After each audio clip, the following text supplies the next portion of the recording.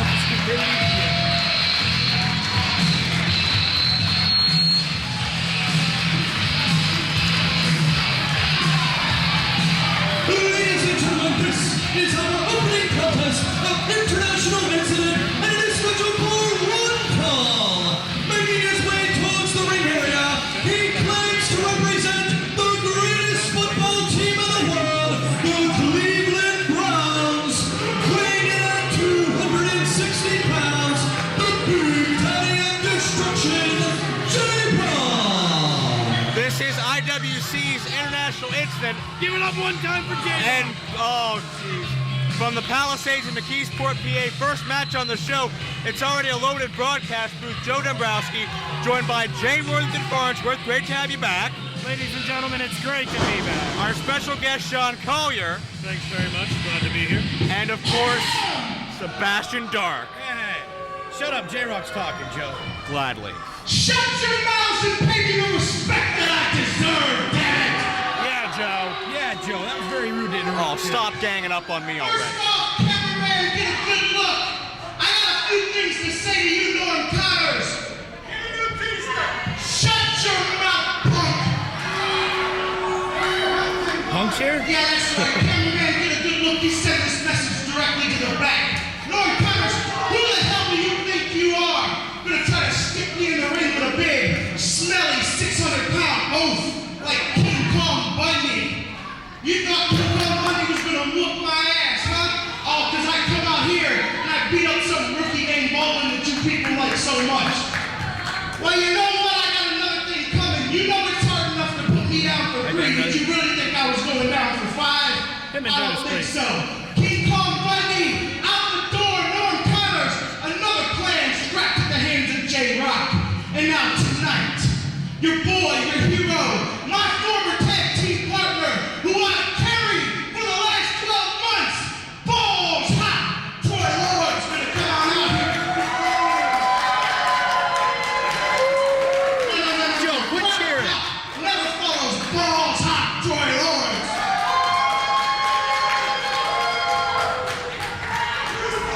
Anyways, Troy Lord's, you should have learned being my partner when I went out and damn Gambinos what's fixing to happen to you tonight. But just in case you didn't know, just in case Carlito's fat inbred cousin didn't know, and just in case anybody didn't know, tonight you get up one time. Vote J-Rocc dead. J-Roc! Now, why are you cheering He J-Roc? asked you to give it up one time. When have you ever listened to anybody? I listened to the beer lady when she said you got it upstairs. And ladies and gentlemen, producing his opponent from West Hollywood, California, weighing in 230 pounds, balls hot, Troy Lords. Troy Lord set to make his way to the ring, attempting revenge on his former partner J-Roc, but Sebastian Dark, you did it in Uniontown, you did it in Newville, now you're doing it here. Why are you out here and why are you drinking already? Already, Joe? I've been drinking since yesterday, buddy. It's the holiday weekend. Merry Christmas. Speaking of Merry Christmas, there's a couple presents being exchanged in the ring. And this is the self-destruction of the Ohio players. How can it be self-destruction when there's 2 of them? Good question. They're a team. That's not self-destruction, Joe. Well, if you view a team as one cohesive unit, it could be. I got to give it up to Joe on that one. Regardless, the point of the matter. One time. Thank you. One time is all I need. Regardless, the point is, J-Rocc and Troy Lords no longer a tag team. They're now at odds. That goes back to the matchup against the Gambinos, where it was loser wears a dress. Lords and J-Rocc humiliated in the middle of that ring. Shima, Xion, Chris Maverick came out, and it was a 3-on-1 beatdown on Balls Hot Troy Lords. Amen, brother. Yeah, very good done. Very well done. Proves you don't have a sex life, Joe. Oh, But Troy Lords some success in singles action recently, an impressive victory over Shima, Xion. And J-Rocc actually took on Jimmy DeMarco at a recent show and was not victorious. But now, really, can you compare a win, and nothing against Shima Xion? Lord knows a great competitor, but doesn't really have the power, doesn't really have the in-ring presence that a J-Rocc has. But quick roll-up, Troy Lords gets 2. Rolls out of the clothesline, hits a jumping side kick, takes down J-Rocc. I'm very glad none of you guys bring up the fact that Troy Lords beat me, because it didn't happen. I was just about to bring that up. As a matter of fact, talking about these young lions, like Troy Lords, like Dean Radford, like Sterling Keenan, that can step up and fill the void in our locker room left by the likes of HENTAI and Shirley Doe defecting to your side of the fence. They're still in the locker room, Captain Obvious. There's no void in the locker room. Well, they're not locker room leaders anymore, now are they? They look out for themselves. There's They've always looked not out for a themselves. And now we know the truth, don't we? Lords taking it to J-Rocc with some kicks here. Lords really needs to use his speed, giving up close to 100 pounds to the Big Daddy of Destruction. What Troy Lords is showing is exactly what he brought to the Ohio players. And wait a second, at ringside, Chris Maverick gets a baseball slide. Maverick and Xion tried to intervene, but Lords saw him through peripheral vision. It's a ballyhoo. Oh, no. Oh, it's a ballyhoo. Look out. Ballyhoo. Did you smell that? Shenanigans. I thought I smelled shenanigans. And just like a few months ago, it is a 3-on-1 situation. So, they're not making any contact with Troy Lords. Shima never came out and touched them. And really, a smart move by Shima. He's getting some revenge. He's getting a little bit of payback. He's getting even a little bit of comeuppance, if you will, without ever having to touch him. The psychological effect here could be significant. Troy Lords needs to remain focused on J-Rocc if he hopes to have any success here. It's like a game of human checkers, and Shima's leaps and bounds above. Who's that guy out there? Oh, Troy Lords. Don't mind me, gentlemen. I'm drunk. I try not to. Troy Lords and J-Rocc exchanging chops on the outside, but J-Rocc goes to the eyes. Can't see, you can't fight, Joe. And what about the gall of J-Rocc refusing to show up a week ago in Uniontown because he didn't like the fact that his opponents were Bolin and King Kong Bundy? I wouldn't have shown up. Are you kidding? Well, Did you see the way Bowen and Bundy cheated last week, Joe? They had to brought the Sandman out to help them. What's that all about? God forbid it be even on each side. What's Six-man that all tag. Are you still Canadian? Yes. Oh, Hey. never thought I'd miss Kingdom James. His own mother doesn't even say that. And J-Rocc with a blatant choke on Troy Lords. Xion and Maverick still looming on the outside.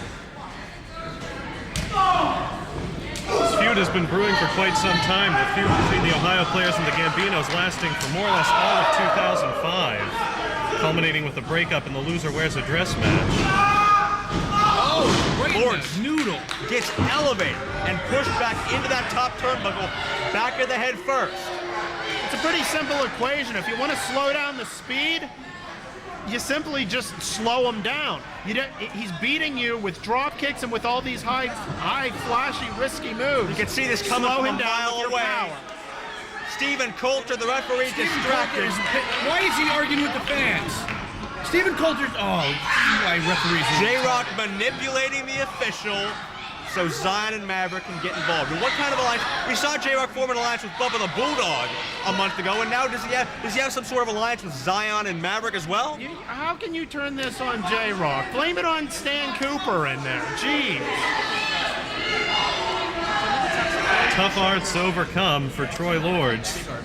Maverick, Shima, Xion, J-Rocc, and a easily distracted referee. A lot between him and the 3 count now. Right by J-Rocc. Measured it right into the face of Balls Hot Troy Lords and a second one.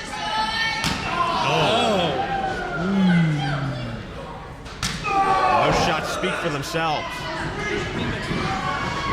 suplex coming up.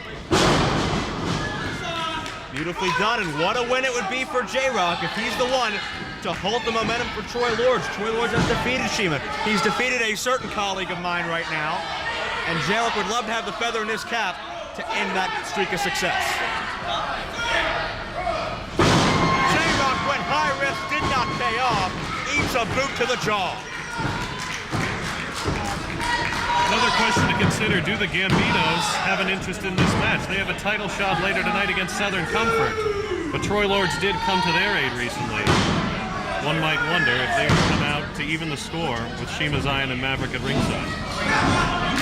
Indeed, the Gambinos have had an ages-long rivalry with Xion and Maverick, dating back to before any of them made their official in-ring debut. But now it's Troy Lords. Sharp, kicks to the legs, trying to take out that vertical base. Takes him down with a side kick. Big scoop and a hard slam. Lords gets the big man up and drives down with a senton. Lateral press, Colt in position. Deep hook, but only 2. As the speed increases, the match turns to Troy Lords' favor. Not about that. Drop kick. Hits him square in the throat. Cover. 2. Another kick out by the Big Daddy of Destruction.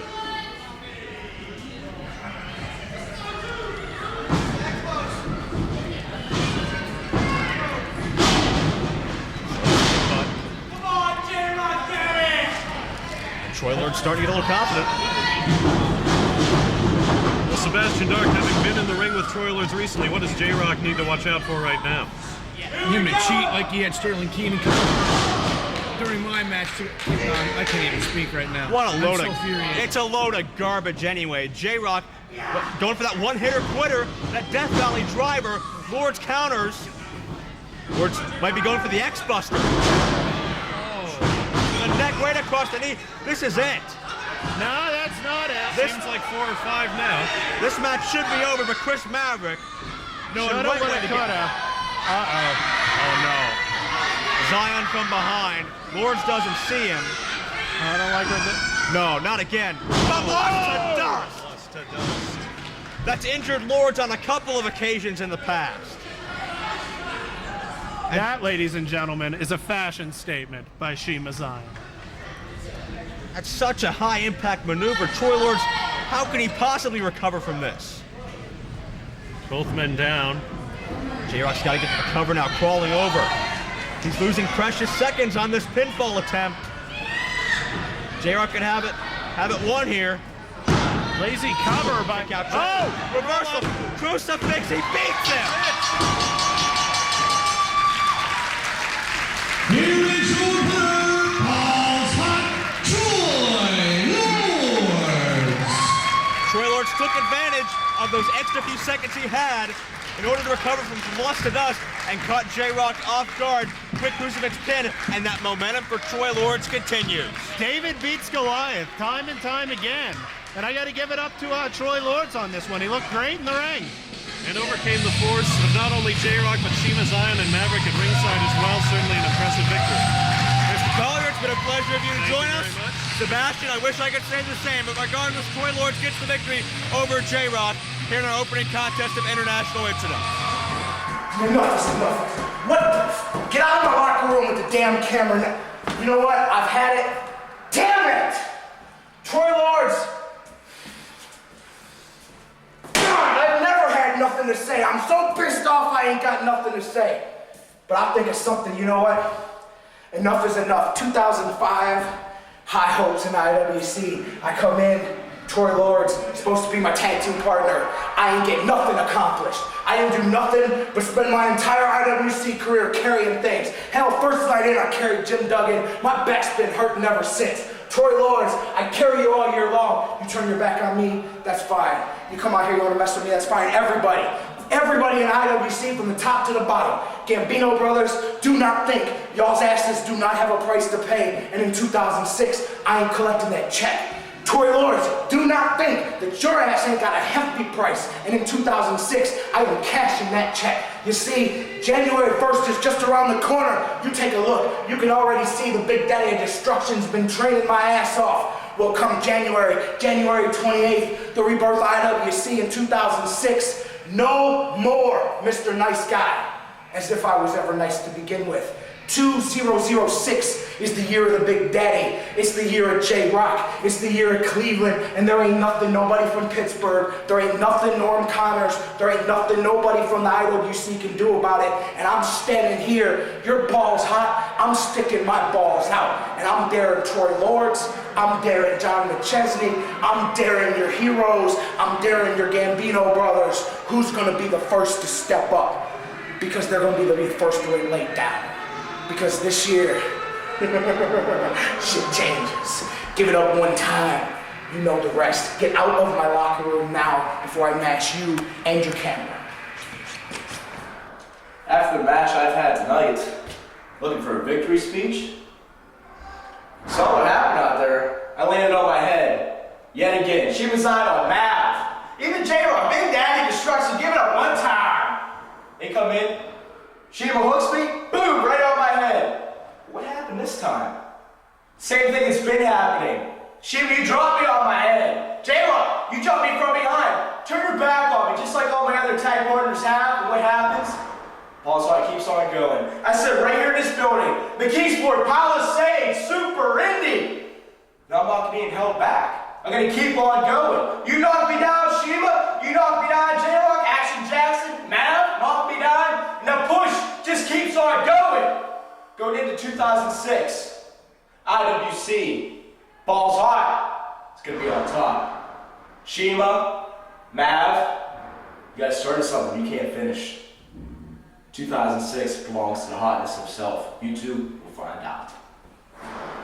Man, last time I was here was 2004, and it was the year of the man. Men were in this ring, punishing each other. We could have wrestled a bear. We could have wrestled alligators with our bare hands. I grew this beard to become rugged because I haven't been in IWC in so long. It's almost been over a year where I knew what the competition would bring. Rough, tough wrestling, a man's sport. And now, it's almost 2006, and IWC is home of the fairy, the fruitcake, the shirt lifter, the bud pirate. IWC is home of the Wonderman, Glenn Specter, and boy do you people love fags. It blows my mind. What am I doing? I should have shaved the beard. I should have put some glue in my hair, maybe got a manicure, a pedicure, plucked the eyebrows a little bit, and got a little Metro. But I wasn't prepared, obviously. I wasn't prepared for what came to me. Glenn Specter, you came. No, that's not right. You were on top tonight. Well, no, well, how can I put this to say you won? Yeah, you won. But I'm gonna come back next time, and I'm gonna give you a run for your money. I'm gonna come, and I'm gonna get my money, and I'm gonna get my shot. That's right, it's gonna be my money shot. Colt Cabana, 2006 IWC. It's my money shot. November 27th, the McKeesport Palisades hosted another classic Glenn Specter match. And you had to know that it was going to be a classic because El Clasico Fantastico himself, Colt Cabana, was in the ring with Wonderman Glenn Specter. And let me tell you, when Colt Cabana first stepped in the ring, I was a little taken aback. He's got those boyish good looks. He's got that sexy little scruff, those pretty little eyes. But I'll tell you, his wiles, they didn't work on Glenn Specter because I finally beat him. 1, 2, 3. Colt Cabana, another notch in my bedpost. Another one of the biggest IWC stars defeated by Glenn Specter. Let me tell you something. He is one of the biggest. I mean, like, the guy should call himself Classic Colt Banana. Whew. Holy God. You should see him in the locker room. Whoa. Exchange commission. Sounds like you've been hanging out with the Gambinos or something. No comment. Introducing to your making his return to the IWC ring from Chicago, Illinois, weighing at 248 pounds, Classic Colt Cabana. And how great is it to see Cabana-rama back in an IWC building?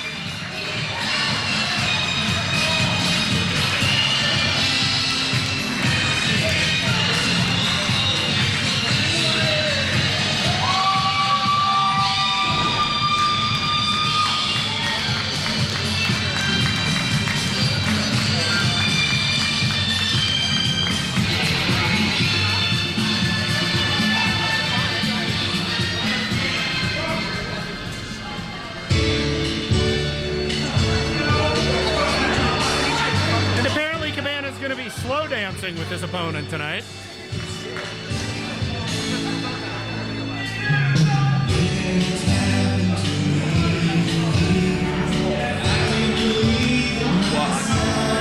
I don't really think there's anything we really need to say over top of this music. This speaks for itself. This is very Glenn Spectre. And ladies and gentlemen, seeing his opponent, weighing at 205 pounds, from the halls of justice, please welcome Wonderman, Glenn Spectre.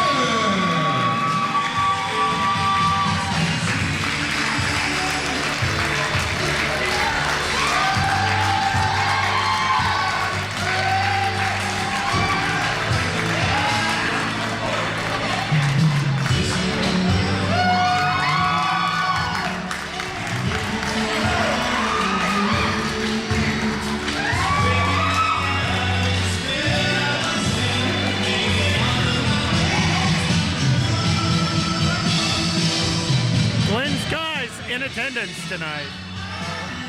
That's not exactly comforting. Well, maybe he'll stop chasing Shima Xion around the building once in a while and focus on those gentlemen. I'll believe it when it happens.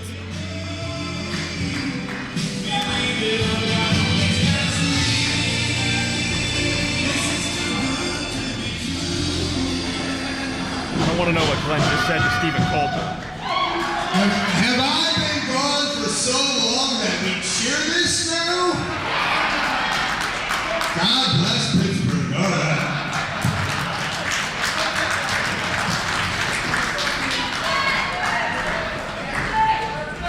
Well, certainly the last time Colt Cabana appeared here regularly, Glenn Spectre was quite different, wouldn't you say? I would say he's made a few changes in his lifestyle since then. I think he's still quite different now, but that's neither here nor there. I guess that should be fun. And both guys... No, oh no. Coulter got one too many handfuls than he bargained for right there.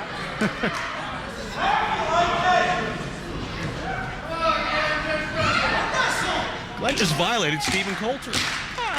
Violating, leading him over to the dark side, however you want to phrase it. Now, Mr. Farnsworth, you've had trouble telling these refs apart before, but considering Stephen Coulter is the Iron Man so far and the only ref in the building so far, you think you'll be able to keep them straight? Sure, why not?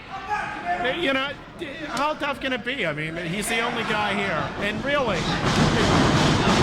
Well, speaking of keeping it straight or lack thereof, Glenn Spectre with that hammerlock on Colt Cabana. And Stan Cooper right in there, breaking it up. Stan Cooper? Yeah, the ref. The Iron Man ref. Good Lord, are you not paying attention? I'm paying attention. I thought his name was Stephen Colt. Whatever. Spectre is backing up into Cabana. What in the world is this? I like to think of it as a reverse offense. He just runs at him backward, and Cabana is hanging out of the ring, getting helped up by Stefan. He's tied himself upside down in a desperate attempt to avoid Glenn Spectre's rump. His asteroid, if you will.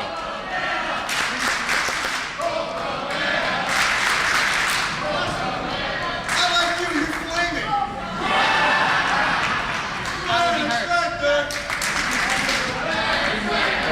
Well, we got a mutual admiration society so far. I don't know. Maybe this is a Diet Coke Cabana, if you know what I mean. Colt. Co. You're trying to insinuate. I'm saying he might be a little fruity. Look at the polka dots. Are you trying to insinuate something about Dusty Rhodes? Well, that was a little interesting. Wrist lock by Colt Cabana. I think we've all heard the stories about Dusty. Spectre with a reversal. Keep in mind, Spectre, one of the greatest mat technicians you're going to find anywhere in this country, anywhere on this planet. However, I must say, Colt Cabana, I'm impressed. He's got a short arm scissor. And a short arm scissor out of nothing. It magically appeared. That's a move you don't see every day. And Spectre is, I think he's trying to create some sort of provocative position, but Cabana trying to keep him off. It looked like he was trying to counter it with the the crotch claw. Well, I'm not going to touch that one, but look at Cabana has Spectre elevated. Nowhere for the Wonderman to go, but Glenn chops the shoulders. Quick pinning predicament there. It looks like Glenn's getting ready to fly. Cabana tries to elevate him, finally successful, and traps him in a body scissors. A very homoerotic body scissor, but a body scissor nonetheless. I don't think Glenn is used to it hurting this much.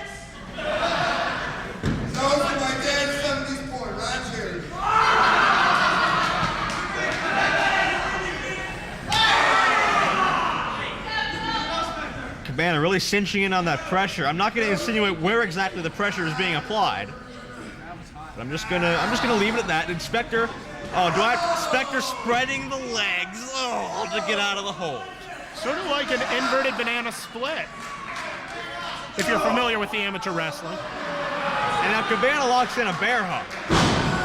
And Spectre pushes him off, and Cabana hits the back of his head right on the canvas. And right back to the bear hug. I'm having flashbacks to the Velvet Mafia or something. This is bizarre. I don't want to insinuate anything about Cabana, but it's an interesting style nonetheless.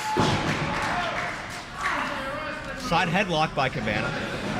Well, if you want to look at it from a practical sense, what Cabana is doing is taking the psychological advantage that Glenn Spectre normally has over his opponents and neutralizing him. It's not affecting him. Excellent point. Glenn lifted up and over, but catches Cabana with a kick to the breadbasket and a high knee. Staggers. Cabana ram out, flying forearm, takes him down, goes for the cover. Barely two, says Stephen Coulter. And it looks like the fun and games for the time are over. They're wailing on each other pretty good. Keep in mind, Colt Cabana, we haven't seen him around lately, but he's been very, very busy. A regular competitor for Ring of Honor. He's had frequent tours of Europe over the past year as well. Cabana's as well known as he was before when he was a regular 2 or 3 years ago. He's branched his career out that much more, not much more experience, and Spectre's legs are being outstretched, but not in the way he would like them to be. Cabana holding him at bay like a bully with a pipsqueak's head in his hand. And Spectre risking a pulled groin at this point. There's a nice counter by Spectre. Rolls right out of it. Sits out and gets trapped right back in it.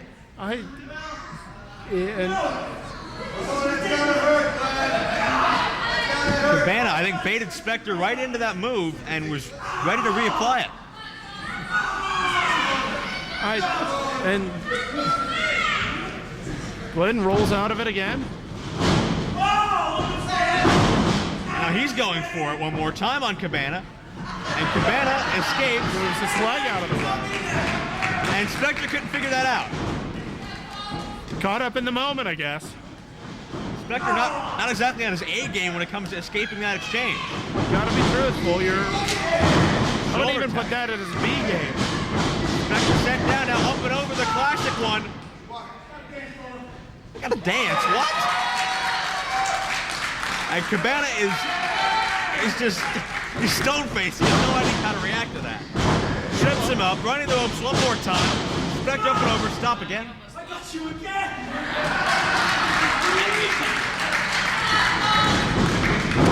Gonna try it one more time now. We see another dance break. No, Cabana beats him to the punch literally. Stop, hammer time. And Cabana showing him how it's done. Gotta believe Cabana would love to get back into the IWC loop as a regular title contender. And what better way to do it than defeating such high quality caliber opponents as Wonderman Glenn Spectre? Indeed. I believe Cabana is one of only 2 men who has captured both the IWC Heavyweight and Super Indy Championship. The other being? Sterling Keenan. It's a 2 count there, and you talked about Glenn Spectre's credentials. Of course, his Japan trips, we've talked about it many times, the current NWA Upstate Heavyweight Champion in Rochester, New York. Glenn Spectre, one of the most well-traveled, if not the most well-traveled, on all of our regular roster. Very true, very true. Which makes me wonder how he hadn't seen that split coming. He's seen it all. Maybe he was enjoying it too much. I don't know. Very true. That's a straight kick right to the top of the head by Cabana. Cabana a lot more aggressive right now than we're used to seeing. We've seen Cabana a lot like Glenn Spectre in the past. Dancing around, fun, love, and having a good time. But listen to those shots. Cabana is determined. Jackknife pin. Lock those knuckles together as well. Harder for Spectre to kick out, but he did manage it in that exchange. I was thinking that was it. I got to be honest. All of Cabana's weight. And I got to say, since the last time I've seen Cabana, he looks to have put a little muscle onto his chest than the last time I saw him. A little more weight going over into the jackknife. Yeah, sunset flip. The momentum carries him through. Double knees to the face. And that gives Glenn Spectre the precious time he needs to recuperate. Recursatory 10 count by Stephen Coulter. Or whatever fun pet name you'd like to give him tonight. I'm just calling him by his God-given Christian name, son. Spectre counters the right hand, retaliates with a forearm. Second time. Kick. Spectre counters, tens him down with a huge forearm one more time. Glenn Spectre now builds some momentum in his favor. Into the near buckle. Flying forearm one more time. Spectre using those arms to his advantage, and now he's going to use another part of his body. His best asset. Running asteroid into the corner. Cabana down. Look at the leg. That's two. Didn't have the weight over his shoulders, Joe. Left that left shoulder a little too exposed, and Cabana was able to detect it and kick out. Uh-oh. A little bit poetic there based on those polka dots, a little bit bionic elbow action. Oh, now he's gonna flip-flop and fly. Some juking and jiving. And another elbow to follow. Cabana channeling the spirit of Dusty Rhodes here. Well, he's wearing the right tights to do it. And now, is he channeling the spirit of Glenn Spectre? Running asteroid, hard lariat. Cabana's got this one. No. Glenn kicks out. Impressive kick out. Second time I thought Colt Cabana had the victory. Interesting to see Colt Cabana change around his style a little bit, go into the Dusty Rhodes playbook a little bit, then into the Glenn Spectre playbook. Keep Spectre guessing. And a hard knife edge. And I think Spectre's about the only one that doesn't want to see one more. But Spectre catches him mid-move and retaliates.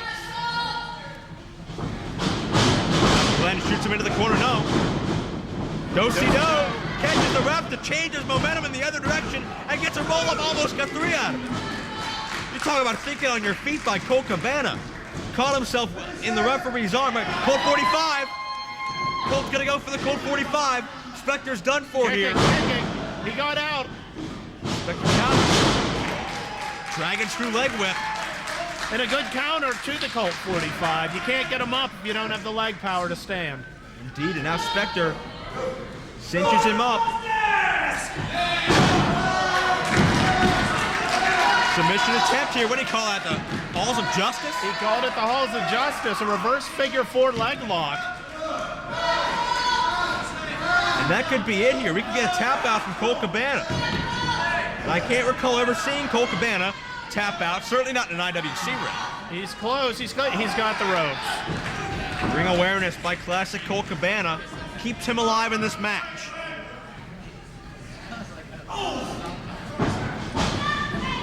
Spectre backing up, sets him up for something, what we'll never know. And there went the knee.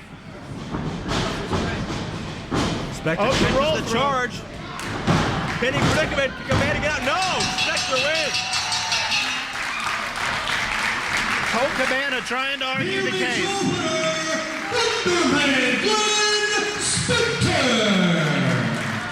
But Glenn had him for the 1-2-3. A good win by Wonderman Glenn Spectre. Glenn Spectre continues a big string of momentum he's been on this year. Some of his big wins, Christopher Daniels, Chris Hero, add Colt Cabana to that list. Glenn Spectre keeps on improving, keeps on improving his game. As great as he is, and as great as he was, he keeps getting better as the months go on. And in this time, 6 months, a year from now, Glenn Spectre might be totally unstoppable. He might have gold around his waist. Who knows? He might have Super Indy 5 gold around his waist. He might have IWC heavyweight gold around his waist.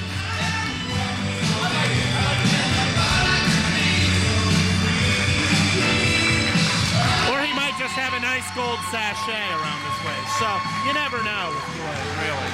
Well, no, Spectre's chasing Cabana.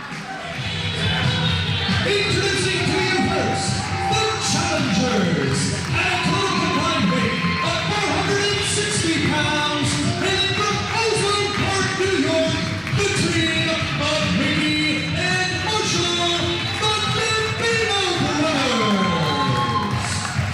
You know, I gotta say, Joe, if there's a team in IWC right now that deserves a title shot, I mean, besides Joe and HENTAI and Sebastian Dark, of course, it's the Gambino brothers.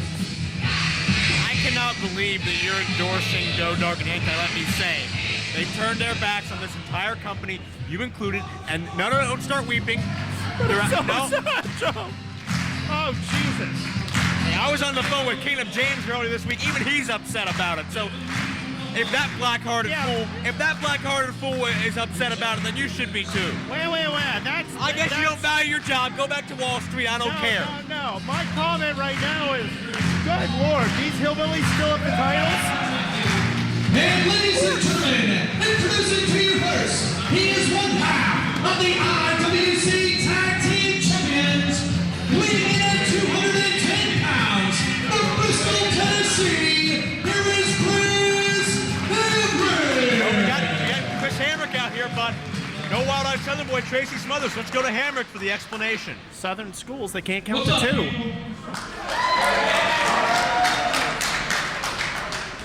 I got some bad news. Tracy Smothers isn't here. He had travel problems. He's making a red. I'm not sure. But I've got somebody that I want to come out and help me defend about. Somebody that I really have a lot of confidence in. Somebody that I think is going to make a name in this business. And somebody that you people will respect. Jason Cage!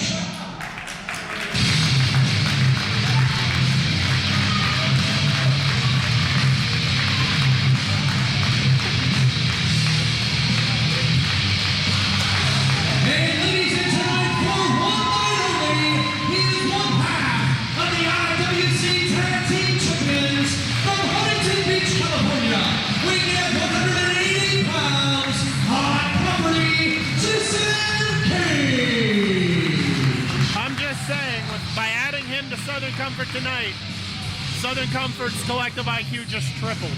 Oh, stop. Well, Jason Cage, a one-night-only replacement for Tracy Smothers. We don't know where he is. We certainly wish him the best. I hope everything's okay with him, but we got to go on with this tag team title defense. Mickey and Marshall were already screwed out of a tag team title defense a month or so ago. They were supposed to take on Tracy and Hamrick. Hamrick wasn't there. They ended up defeating Tracy Smothers and Spider Nate Webb. And now we also again have one half of the tag champions not here, but IWC officials making that executive decision. Titles still have to be at stake. These champions need to defend these belts. You know, I'm not sure what Southern Comfort is paying off Norm Connors with to get all of these stipulations, these little favors. But I'm just saying, rules are rules, and we don't have the Southern Comfort here. We have Southern Comfort and a spare tire. And don't get me wrong, Jason Cage, a great substitute if you're allowed a substitute. Indeed.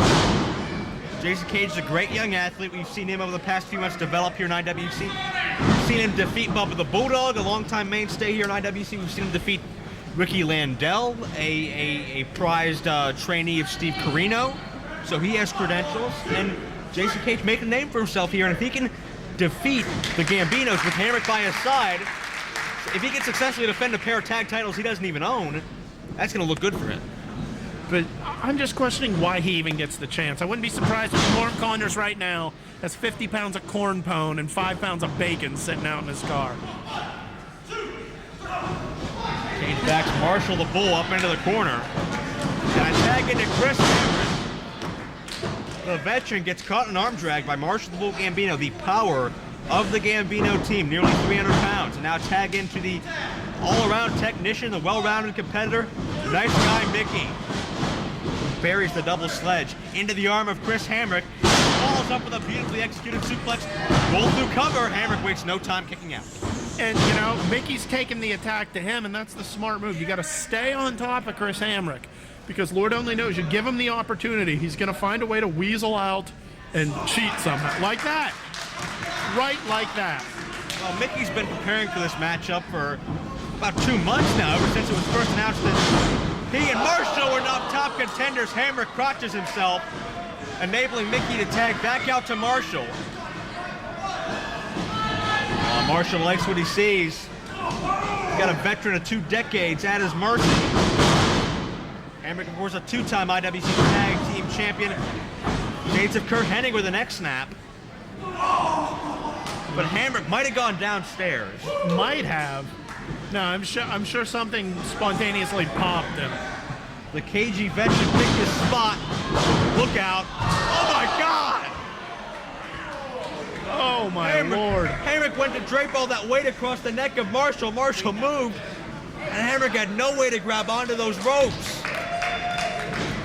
My God. Did you hear that thud? I didn't hear a thud so much as a splatter, Joe. Good Lord. Knocked senseless.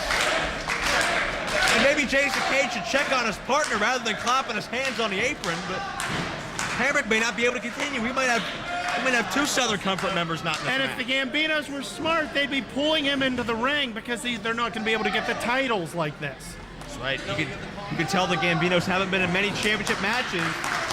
Giving Hamrick time to recover, but give credit to Hamrick. He's back in there. He didn't even try to tag out. This guy is a consummate professional. And at the same time, give credit to Marshall the Bull, working the back over. High elevation. Just freshly injured. High elevation back body drop. Now the tag, and notice Marshall hanging on to Hamrick, not giving Hamrick any opportunity to tag out. Ripped in, double shoulder tackle. Holla at your boy, double elbow. Shades of their former rivals, the Wild Cards, cover. Cage interrupts and quickly out before Coulter can get on his case. Did you see the power of that shoulder tackle and how it moved Hamrick's body in a 180-degree angle? I wouldn't have been surprised if Hamrick was out on his feet for a few seconds there. It would have been a 360 had he been able to go around the whole way. It's a series of headbutts by Marshall the Bull. But Hamrick keeps fighting back. And Hamrick sneaks through the legs, tags in hot property Jason Cage, one of the most promising newcomers in the IWC. Cage tried to find a way out, but nowhere to go. Water wheel slam. And it's a 2 count. It's got to drive all the wind out of you when you get that much power driving you down. And it's a knife edge chop and a tag to Mickey. Oh! Double arm ringer. Into a side Russian leg sweep. Again, a lot of momentum. And that's a count of no. I'm seeing a lot of really good teamwork by the Gambinos, showing why they are in this title hunt. They've trained hard for this opportunity, but Hamrick catches Mickey with a kick. Double duck underneath, and Hamrick brings that. I think one of Hamrick's feet caught Mickey square in the face. Is there a tag? Did anyone see a tag? There may very well be. That's enough, Joe. There was no tag. Might have been a blind tag. It was a blind tag. I'm not gonna. I didn't see anything for sure. I'm not gonna say yes, no. But Coulter's recognizing Hamrick and Mickey as the legal man. And these are some vicious chops. For my money, I don't know if anybody in the entire independent circuit can throw a better chop than Chris Hamrick. I've seen 1 or 2, but I will give it to you. Hamrick can throw a hell of a chop. A loud, booming, painful chop. Jumping sidekick connects. Hot property, going for the cover. And this is going to be the biggest win in the history of Jason Cage's career, if he can pull off this victory. Vertical suplex. Nice float over. Near fall again. Gotta give credit to Cage here, staying on his man, not letting Mickey tag out and hanging on to Mickey as he goes to Hamrick for the exchange. You can hear that kick, that speaks for itself. Hamrick, reverse Boston Crab. He's gonna go for the arms as well, he is. Pendulum hold. Hamrick bending the body of Mickey Gambino in all kinds of nasty ways. Tries to work it, oh, into a pin.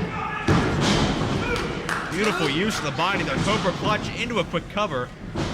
Mickey again escapes. That was a camel clutch, Joe. Sunset flip. And a kick out once more, and a great vertical leap by Hamrick with that standing drop kick. But Marshall in to intervene. Shot to the back of the head. And Hamrick, oh, there's the, to quote Jeff Gorman, the phantom audio tag. Cage sends him in. Another jumping sidekick by Hot Property, and he almost gets 3 on that exchange. And apparently, Southern Comfort have done their homework, or at least the members that's here. He's playing a few mind games with the Gambinos, trying to get them off their game, get them a little angry, see if they'll make a mistake or two. The ghost tag, as it were. Hard spinebuster by Cage, falling. Elbow drop buried into the heart. Hook and leg, but again, Marshall interrupts that pin sequence with a shot to the back of the head. Now Hamrick setting up Mickey Gambino. Gonna go high risk. What are we gonna see here? Oh, faked him out. Hamrick thought he didn't need to go for anything there to get the pin, and I think that's a mistake. Hamrick getting way too cocky with these Gambinos. He just slapped him in the face. I'm pretty sure his plan of attack is a mind game at this point. Hamrick's getting insulting towards Mickey right now, and it is working, and infuriating Marshall outside the ring. Mickey traps both men, hits him with a DDT, but not a lot behind it. You can tell Mickey Gambino is fading fast at this point. But he doesn't have to fade any longer, because here comes the baby bull. Marshall, the bull tagged in. Cage sent inside out. Hamrick knocked down as well. And Hamrick and Cage also getting fatigued from the time they've spent in the ring. Big elbow. Marshall just barreling over everybody in his path. In for the ride goes Cage. Traps him. Overhead belly-to-belly suplex, and you can see the expression on Cage's face. And that could have been it if not for Hamrick. Hamrick counters the clothesline, hits a super kick. And Hamrick's the only one left standing. This could be it. Hamrick almost retained the belts. Mickey sets Fisherman Buster. He goes for the pin, but Cage interrupts. Farnsworth, I think Stephen Coulter's lost control here as Cage hits a Dragon Whip. Wait, that's Stephen Coulter? There's only one guy here, come on. Well, what the hell happened to Stan Cooper? I don't know who Stan Cooper is. The last, you said there was one ref. Yeah. And Stan Cooper was in there, so now this Stephen Coulter guy's doing this? Well, he's not controlling the ring. We have 4 guys in here, Joe. That's true. Whatever, by any name, he's not doing his job because we got 4 guys in there. Does this mean he has to count to 40? Well, I guess it'd be 20 with 2 guys. So. Marshall Gambino's the legal man. I think I know that much. That's Marshall with Chris Hamrick. Don't quote me on this, but I believe Hamrick may be the other legal man in this equation. But through all the phantom audio tags, it really doesn't matter at this point. And the double 10-punch attack in the corner. And Coulter not doing much to regain control. Hamrick up and over his partner. Anita Hamrick, wait, here comes the curse. They're going for the curse of the Gambino all the way up top. They beat Spider Nate Webb with this at, I believe it was Revengeance 2. Good night, Irene. Gambinos, could they have it? Could they have it? They just won the title. The Gambino brothers just won the tag titles. Thank God. gentlemen, the winners of this contest and new IWC Tag Team Champions, Mickey and Marshall, the Gambino Brothers. I hope Chuck Roberts wiped all that extra straw and hay off of the titles before he gave them to the champions, the Gambino brothers. Straw and hay, and their cousin, Jimmy Delicious DeMarco, showering his cousins with support right now. So happy over their victory, the biggest win of their careers, the first major championships of their careers. Mickey and Marshall have reached the top of IWC's Tag Team Mountain. What an occasion for these three. And it's about time a team has the titles that can bring some respect to them, as opposed to the podunk idiots that Southern Comfort were. The ex-champions, Joe. I'm not going to disrespect Southern Comfort, but I do know the Gambinos will make great champions and will represent IWC fantastically.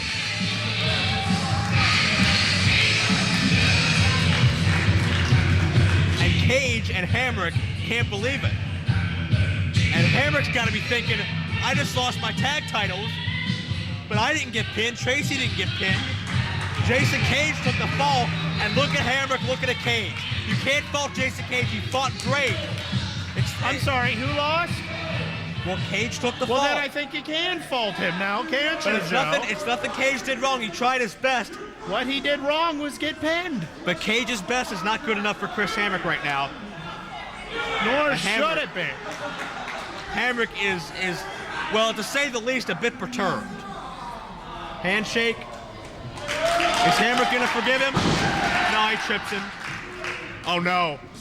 No. Oh! Drops Cage with a pile driver. And Hamrick gives Cage a seat. That's what Cage gets for taking the fall in that match. Hamrick leaves this ring 20 pounds lighter because of For the past year and a half, the Gambino brothers, Mickey and Marshall, we've been busting our asses, and finally we've made it to this point. We beat Southern Comfort, Chris Hamrick, and a replacement Jason Cage, and now we have the gold straps. And we're gonna start out 2006 as the tag team champions. It can only get better from here, baby. It can only get better from here. Tell him, Marshall. All I gotta say is, man, it's the holiday season, and what a nice Christmas present.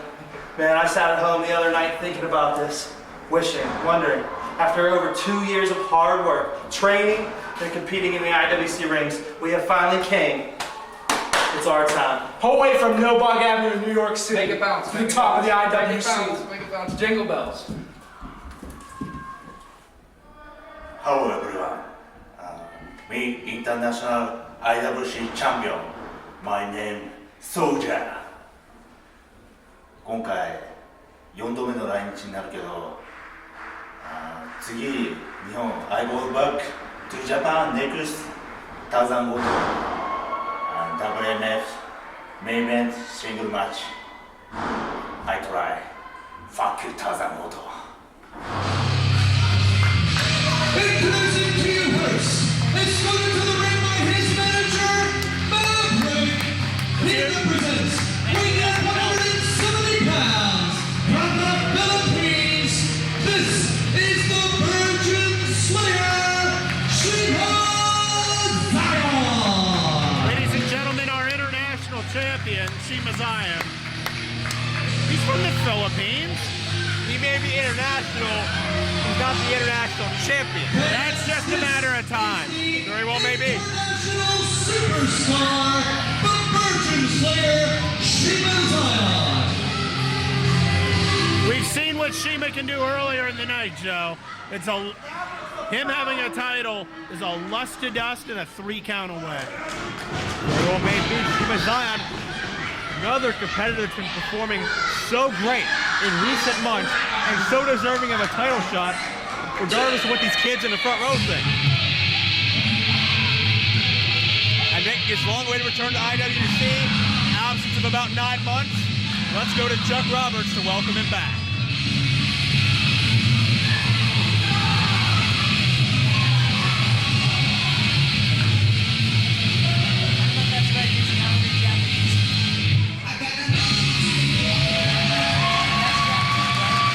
And ladies and gentlemen, making his return to international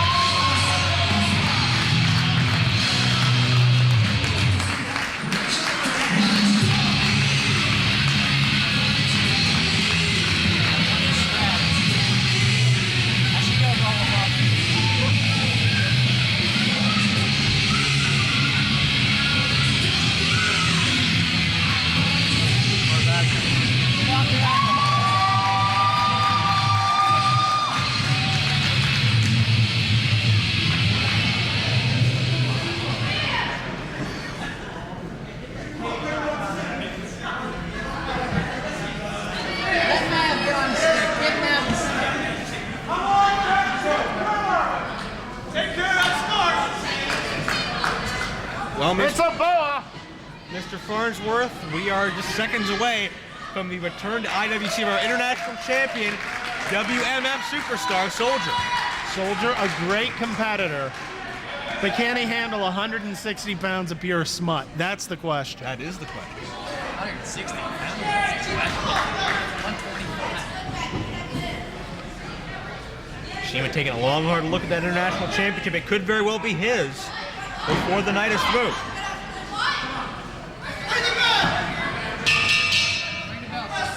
Sounds of the bell, and here we go. Soldier defending the international championship against Shima Xion. Joe Dombrowski alongside Jay Worthington Farnsworth.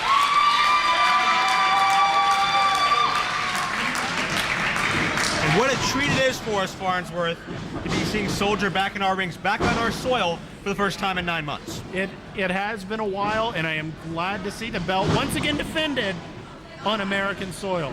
I don't know if you know this, but America is part of Internationalia. So, well, if you say so.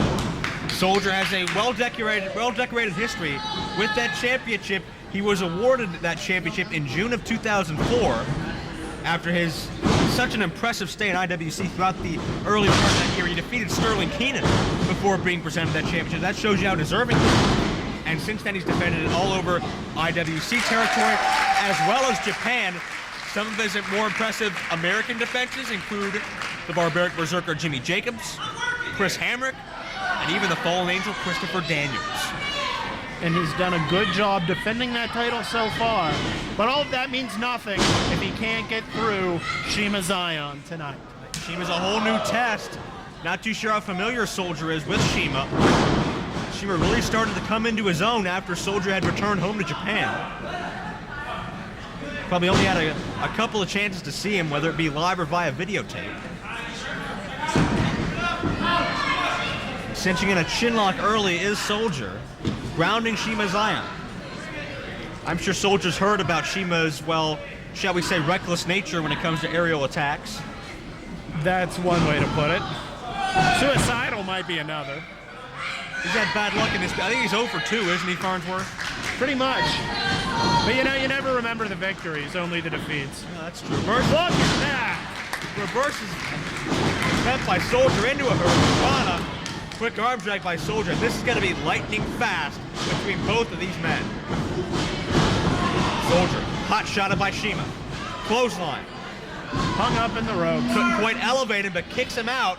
Shima's looking for a quick breather by the looks of things. No. Please don't. Oh, God, get out of the way, people. Please don't try. Look out. Cross body. Is he okay? Did he break? Is anybody okay? I know right now. He's fragile. Right now, Glenn Spectre is biting his nails, worried. I think Glenn Spectre's assessing whether or not anybody needs CPR. Glenn Spectre actually has a picture of Shima up in his locker. He actually brings a locker with him to the shows just to have the picture up. That's really creepy. Yeah, it is. Thankfully, both men are up. They are okay, but you gotta believe Soldier's a little worse for wear after that dive. Shima Xion, great to see him on his feet, but not great to see him doing that blatant choke. I saw no choke. Were you looking in the ring? Sure. He was checking his pulse. He wanted to see how much he had elevated his heart rate. You're too much. I'm not enough. Knife edge by Shima sends him into the buckle. Soldier out of the way with a drop toe hold. I think that beautiful nose hit that second turnbuckle. They're gonna drive that knee into the post, and the fans want to see one more.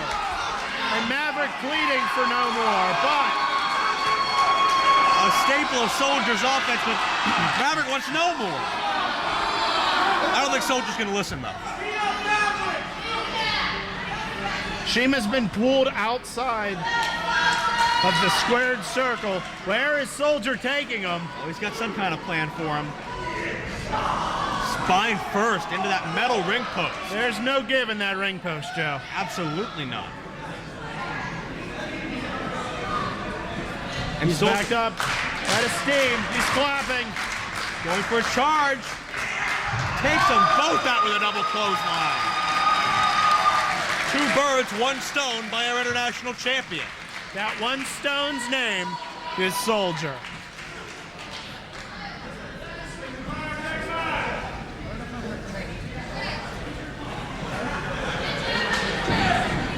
Shima being held back into the ring.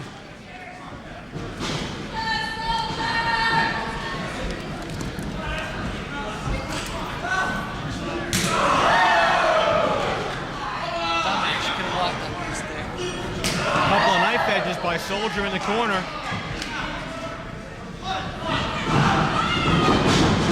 Shima sends him into the buckle.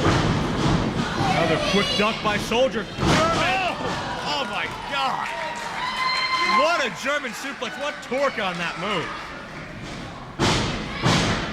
Folded the little guy in half, Joe.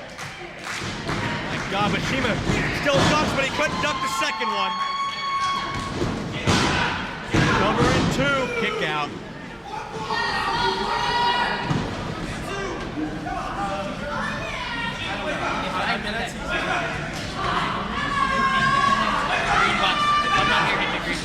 What? Soldier gonna elevate Shima. Submission attempt here. Wait, Maverick's on the apron, but Troy Lords. Falls on Troy Lords, tripping up Maverick. Troy Lords was sick of this being 2-on-1. We know he has his issues with Shima Xion. That leads back to the breakup of the Ohio Players several months ago. Lords and Shima had 2 matches since. And Soldier still wrenching back on that chin. Lords and Maverick brawling to the back, and just like that, it's down to 1-on-1. And I don't know how fair that is. Are you kidding me? Well, let's be honest. I mean, oh! Shima chops him with a neck breaker. A twisting neck breaker. Great innovation. Could he get 3 from it? Steven Coulter only gets 1. Now, Shima paid to have the services of Maverick here at ringside. His protege, his mentor, his advisor, and now that's been eliminated. That's not fair. It certainly is fair. It wasn't fair to Soldier when he was out here. Soldier could have bought somebody. I'm for hire. I don't doubt that. Oh! Shima steps off the back of Soldier, steps on his head, and drives the face of Soldier into the canvas. Quick follow through into the cover. Count of 2. My goodness. Oh, don't tell me Shima's going for the photo op. That's right. The hairspray. Live by the camera, die by the camera. How about living and dying by wrestling in the ring right now? How about living and dying by the international title? There's always time to primp, Joe. Are you going to start talking about how pretty he is now? Well, he is. I mean, I don't swing that way, but he's a good-looking man. I like the cut of his jib.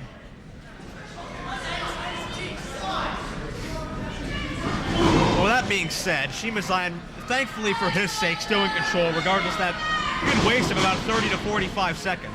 Have you seen his jib? Oh! I don't think I want to look at his jib or any other part of his anatomy. There's a hard spear by Soldier to come back. After that spear, I think his jib is laying right over there, Joe. Michinoku driver. Soldier covers. I thought he had it. I thought Soldier had retained the international title. He used his last little bit to get up off the ground there. Math, I should say.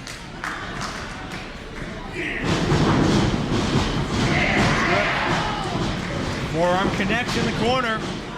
Charging through a second burst of adrenaline. Lariat dropped him on his head. That's it. 1, 2. Oh! Another kick out. I think Shima Xion might be tasting some gold tonight. Man, I've known Shima Xion was resilient. I know he could kick out of a lot, but even he's surprising me at this point.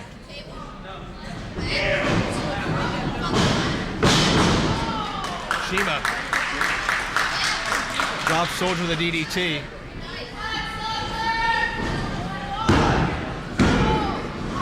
Another near fall. Soldier gets a shoulder up. My God, both of these guys are displaying a testament to their staying power, their endurance. There's been 3 or 4 times I thought this match was over. Both of these men are showing why they're why this competition is happening. Shima Xion has shown us a lot, win or lose. And oh, jeez. Another lariat. How much more does it take? How many times has he been dropped on his neck? Oh my God. And he's picking him up. He's still got more in mind. Xion with a count. Wait, quick roll up. Roll up. Another 1 count. Another roll up. Another. No, now he gets Got 2. 2 on that one. Try again. Got him again. Can he get 3? Can he get no? No. He's slowly wearing away at him. 2.5 this time. He's losing focus, Joe. Indeed he is. He's getting frustrated. He doesn't have Maverick to fall back on at ringside like he usually does. Soldier scoops him up. Fireman's carry. Gonna drop him here. TKO. Shima driven down, rolled up into the cover, and that's gonna be through. A little winner and still IWC International Champion, Soldier showing a little bit of mercy on Shima Xion. Normally he does that move off of the second turnbuckle. I think the lariats have wore him down enough. He didn't need to go high risk on it. And did Soldier have enough energy to go high risk on him is the question. Shima took a lot out of Soldier. Would you say after Hamrick, after Jimmy Jacobs, after Daniels?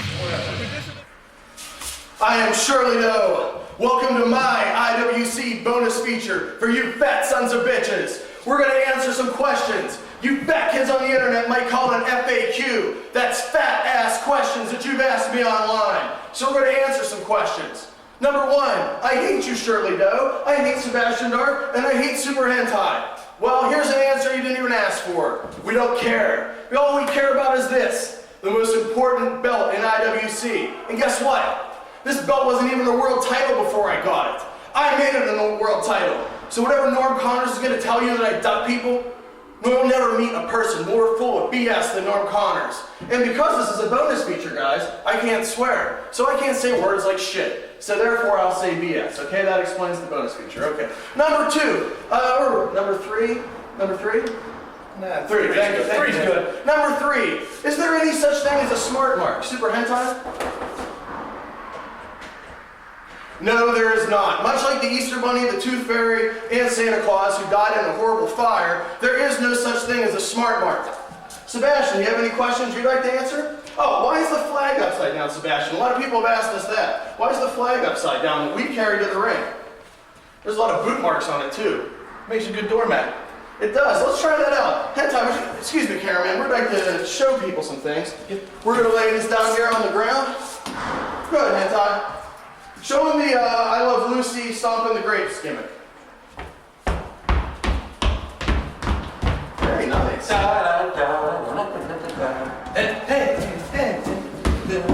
This is what Norm Connors has done to the 3 of us and everyone else in IWC for the last 4 years. And we're mad as hell, and we're not going to take it anymore.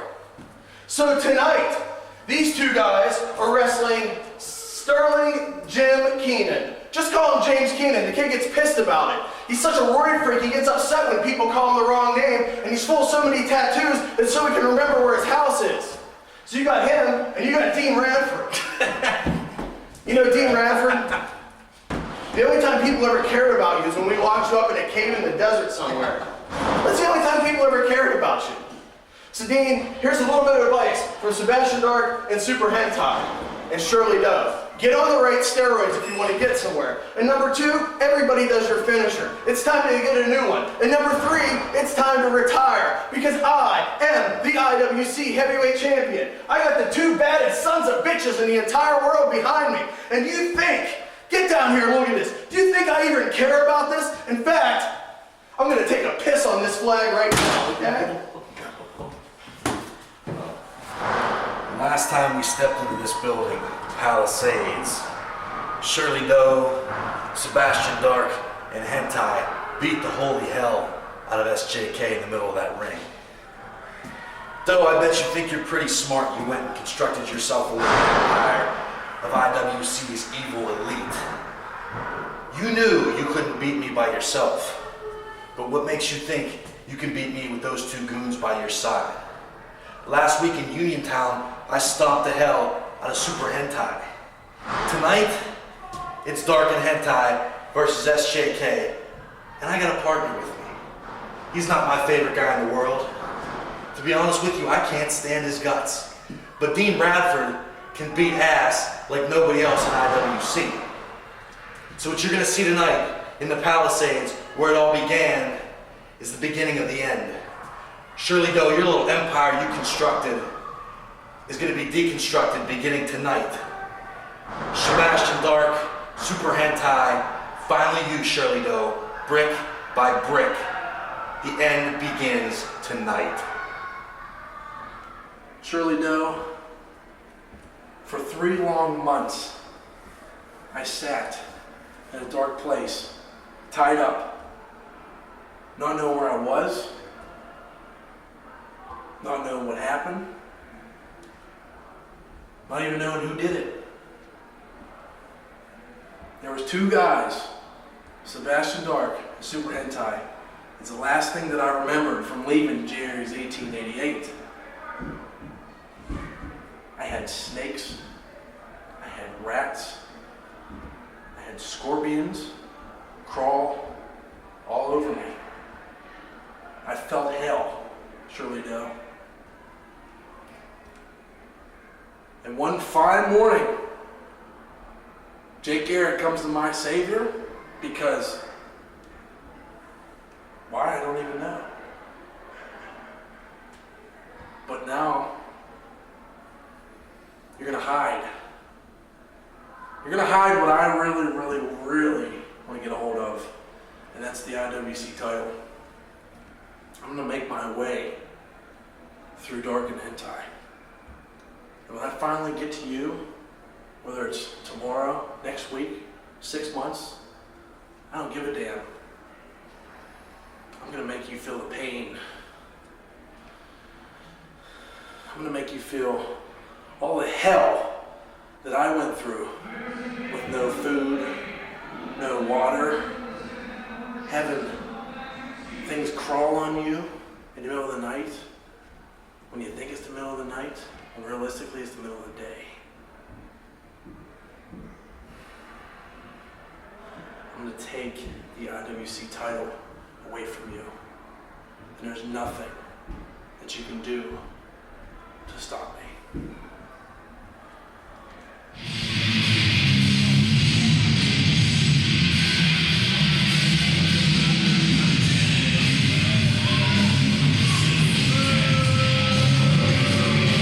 Well, I don't believe this is scheduled. This is the so-called Unholy Alliance of Shirley Doe, Hentai, and Sebastian Dark.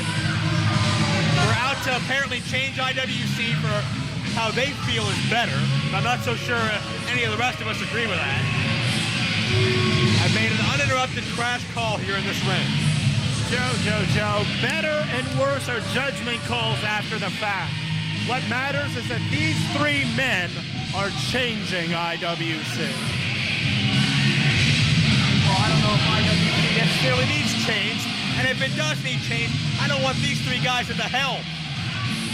That's not for you to decide, Joe. Unfortunately, if you have a problem with it, you can go and talk to the 3 men in the ring. And unfortunately, I can't do that either because I'm a smart guy. I know that's not going to get me anywhere but the hospital.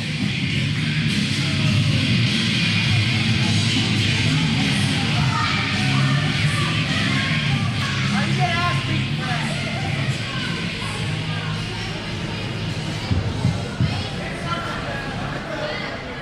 You know, it seems like time in and time out. I'm sorry.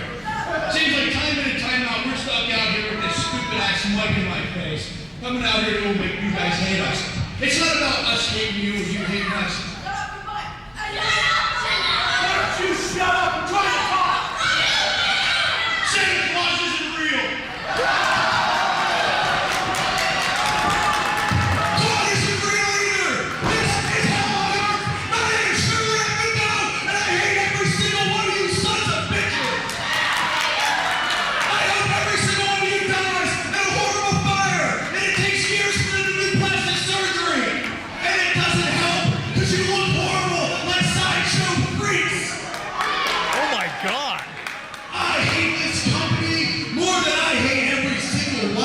you. I hate Dean Radford because none of you cared about Dean Radford until we took him away. Go ahead, what's your question? Hey, Carlita.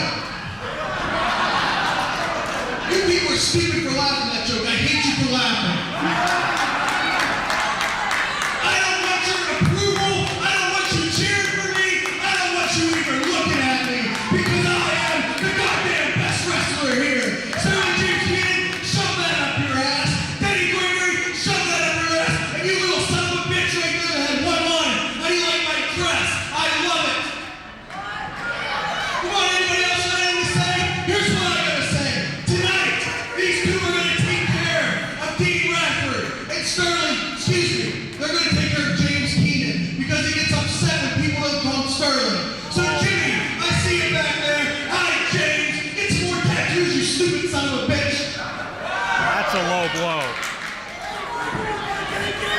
Daddy Gregory's gonna take care of me? I don't think so. Because I am at war with IWC, and tonight, I take everybody out. This is the best super indie wrestler you've ever seen. Sebastian Dark is the best hardcore brawler. And Chuck, you're the worst goddamn announcer I've ever seen. That's hideous. That's the truth. And you know what? Everybody else walks back through that curtain. I know they're back there, so I'm not gonna break kayfabe. I'm gonna walk through this door and watch it from up here.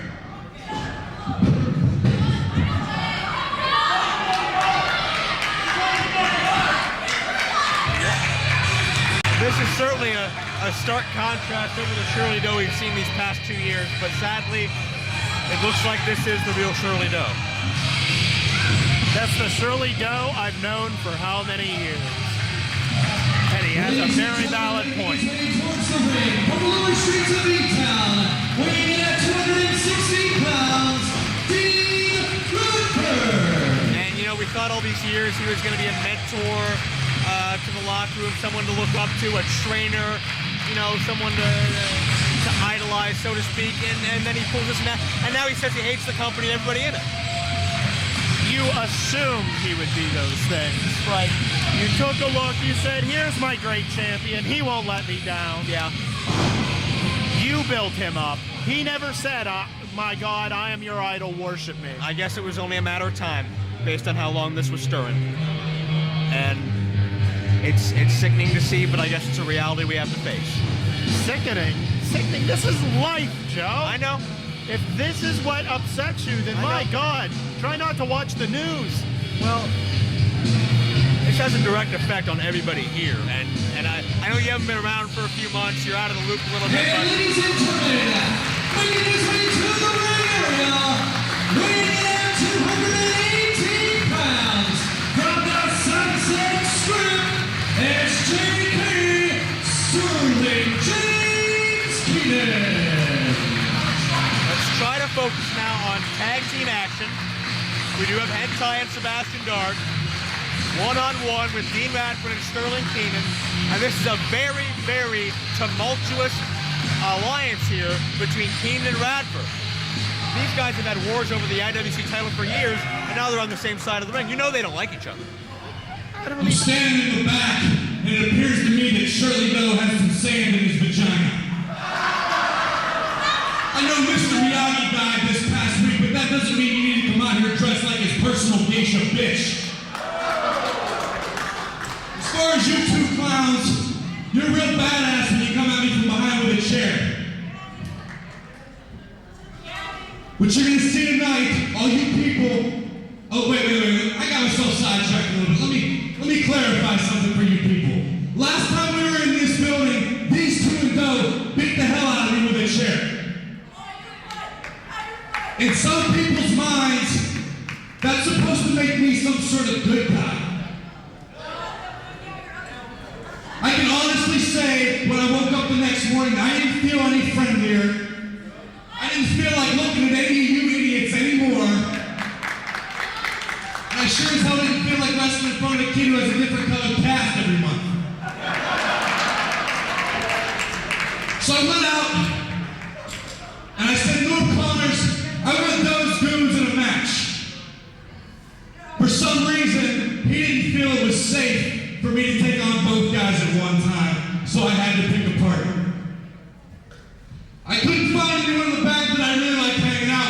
so I was assigned a partner in this big drooling, spitting, sweating goof, Dean Radford. Anyone that's watched IWC for any period of time knows the two of us have never seen eye to eye, and you ended my first IWC heavyweight title reign. I respect you, Dean Radford, for that, and the fact that you can beat ass like nobody in that back room. So I'm gonna stop talking, and we can start beating, and beat the hell out of these two retards right now. Well, Sterling and Dean don't get along, but they're gonna cast their past differences aside towards a common enemy, that of course being the Unholy Alliance of Sebastian Dark and HENTAI. Yeah, but Joe, it doesn't look like right now the enemy's all that common. Wait a second, I guess we were wrong. They're fighting already, and HENTAI and Dark are laughing. Oh, the IWC locker room's imploding here. These are supposed to be two of the leaders that need to step up to the plate, and well, they finally noticed Dark and HENTAI were laughing at their expense, and now the fight's on the way. Well, that's not right. They weren't ready. Oh, weren't ready. Give me a break. You think any of us were ready for what Shirley Doe did? You notice the bell rings after they get bamboozled. They get attacked. HENTAI falls all the way to the outside. Hard thud, and now it's Dean Radford hammering on Dark. Double Irish whip. Double clothesline. Dark is sent for a loop, and it's a double team in the ring. Sterling with a hard slam, and now we are down to one-on-one here in this tag team match. And Sterling buries the fist between the eyes of Sebastian Dark. There is the cover and a kick out. There's so much storied history here. Remember, it was Dean Radford who was abducted by Joe Dark and HENTAI this past summer. You'll notice the tan is finally starting to wear off. And for 3 months, we had no idea where he was, till somebody found him in Arizona somewhere. And now it's Radford tagged in. Kick to the breadbasket. And who knows what they did to Dean Radford, how they tortured him throughout that entire time. I don't think I want to know. I'm sure they kept with the Geneva Convention. Knowing those three minds. And there's a hard slam by Radford. Radford's gotten a little bit of revenge in the past. Forming an alliance with the Sandman in recent weeks. Leg drop, cover, kick out. But Dean Radford's got so much more pain he wants to instill on these three men before it's all said and done. Oh, the Sandman remembered that, I'm sure. HENTAI buries the knee into the back of Radford, allowing Dark to hit the DDT. Remember, Sterling Keenan got a little bit of measure of revenge in Uniontown a week ago. He defeated HENTAI, and that's no small feat, defeating HENTAI. He is a very, very formidable opponent, and like Shirley Doe said, I can't deny it, our best Super Indy champion to date. Easily the best Super Indy champion today. AJ who? Certainly had the longest reign uninterrupted with that belt back in 2002 and 2003. That's a choke across the ropes. HENTAI compensating for Radford's huge size and power advantage. Radford's about 6'4", 6'5", about 260. And did you notice there, HENTAI, almost 180-degree split. Impressive flexibility, impressive physical skills going up against this, what was the term? Big, dumb, drooling, sweating goof? Something to that effect, yes. Tag is made. Sebastian Dark, the bastard son of 1,000 corpses. Radford sent in a clothesline and a cheap shot for Sterling as well. And obviously the tag team cohesion is going to go in the favor of Dark and HENTAI in this matchup. They've been solidly aligned for probably longer than we can even guess, Farnsworth. You know, Radford and Sterling never saw eye to eye. They're being thrown together, forced together for this occasion. You don't need to guess how long they've been aligned. If you go and you look back, you can see the sacred mathematics laying out the equation right in front of you. You really can. Their careers have really centered around each other the past 2 or 3 years. Through the Doe HENTAI feud, through Dark coming in, HENTAI saving Doe, and all the way up until the alcohol and the eye ruse. It all seems to connect, and it's unfortunate that we didn't see it earlier, but how could we have, really? How could you? You couldn't, because you made some assumptions. You looked at what was happening and said, oh, this must what be happening. This must what be? Am I using the right English here, Joe? I hope I assume in a more... This must what be? I hope I have more clarity in my assumptions than Must that. what be? Well, This in any case, must be Joe, what? That's how you would say it, Joe. I'm sorry. In any case, you make these assumptions, and then all of a sudden you realize, no, wait, I'm on the wrong train of thought. Now we know how all three of them truly operate. And hopefully, as we've talked about many times, the likes of Sterling Keenan, Dean Radford, Troy Lawrence, others will step up to the plate and lead the locker room like HENTAI and Doe once did, and HENTAI gonna go aces high. A huge splash from the top rope. All the air out of that big Radford, but Sterling Keenan, how about the disrespect to Shirley Doe calling him James Keenan? I know Sterling gets quite upset when any type of website editor, magazine editor, or a peer or a fan cuts out that Sterling. That's very important to his name, and that's about as low of a blow as you can get with Sterling calling him James Keenan. If you let the world know your weak spot, there are going to be people that use it, Joe. A little bit of shades of Davey Boy Smith there by HENTAI. You got to give him credit there. Guy packs a lot of power. No, you got to give him credit. I give him credit because he deserves it. And now Dark is tagged in, and Dean Radford still has not been able to find his way to Sterling Keenan. And it's just been all HENTAI and Dark having a good old time in there, and Sterling can do nothing about it. And Colt is trying to keep control here, but it's the power of manipulation of Dark and HENTAI. Radford comes back, close up, huge spine buster! HENTAI may have landed right on the back of that head. Sterling tagged in, and Sterling, I believe he's legal for the first time in this match, unloading a Dark and HENTAI series of stiff clotheslines. Dark hits the floor. One for HENTAI as well, who's setting him up. Drops him face first. Huge face buster. Hard slam by Sterling. Gonna tag in Radford. Radford might be looking to fly. All the way up. Frog splash by Dean Radford. Don't see that every day. But Dark and quick to interrupt, and Sterling cancels him out. Ouch. Once again, Dark dumped to the floor. Another disgusting thud. HENTAI springs off the second turnbuckle. Radford catches in midair, sets up the Radicator. Radicator, can he get him? No. HENTAI gets out. Sterling and Dark still brawling on the outside. Dean reverses it up and over, catches him now. Radicator, Radicator! Drills him with that Radicator. No. Doe just threw his belt in the ring. That's a disqualification. This matchup is over. Radford and Sterling win, but they didn't want to win by disqualification. Surely they couldn't let his guy sit there and lose. Oh, Joe, there's more work to be done. You can't stop the great work yet. Oh, work to be done. Sterling and Dark are brawled to the locker room. Wait! Back from Iraq! Denny Gregory's here! And Denny Gregory, he's a veteran that's going to lead the fight. He's stepping up to the plate. Oh, yay. Radford and HENTAI are brawling on the outside. Gregory, he's got that IWC title in his hand.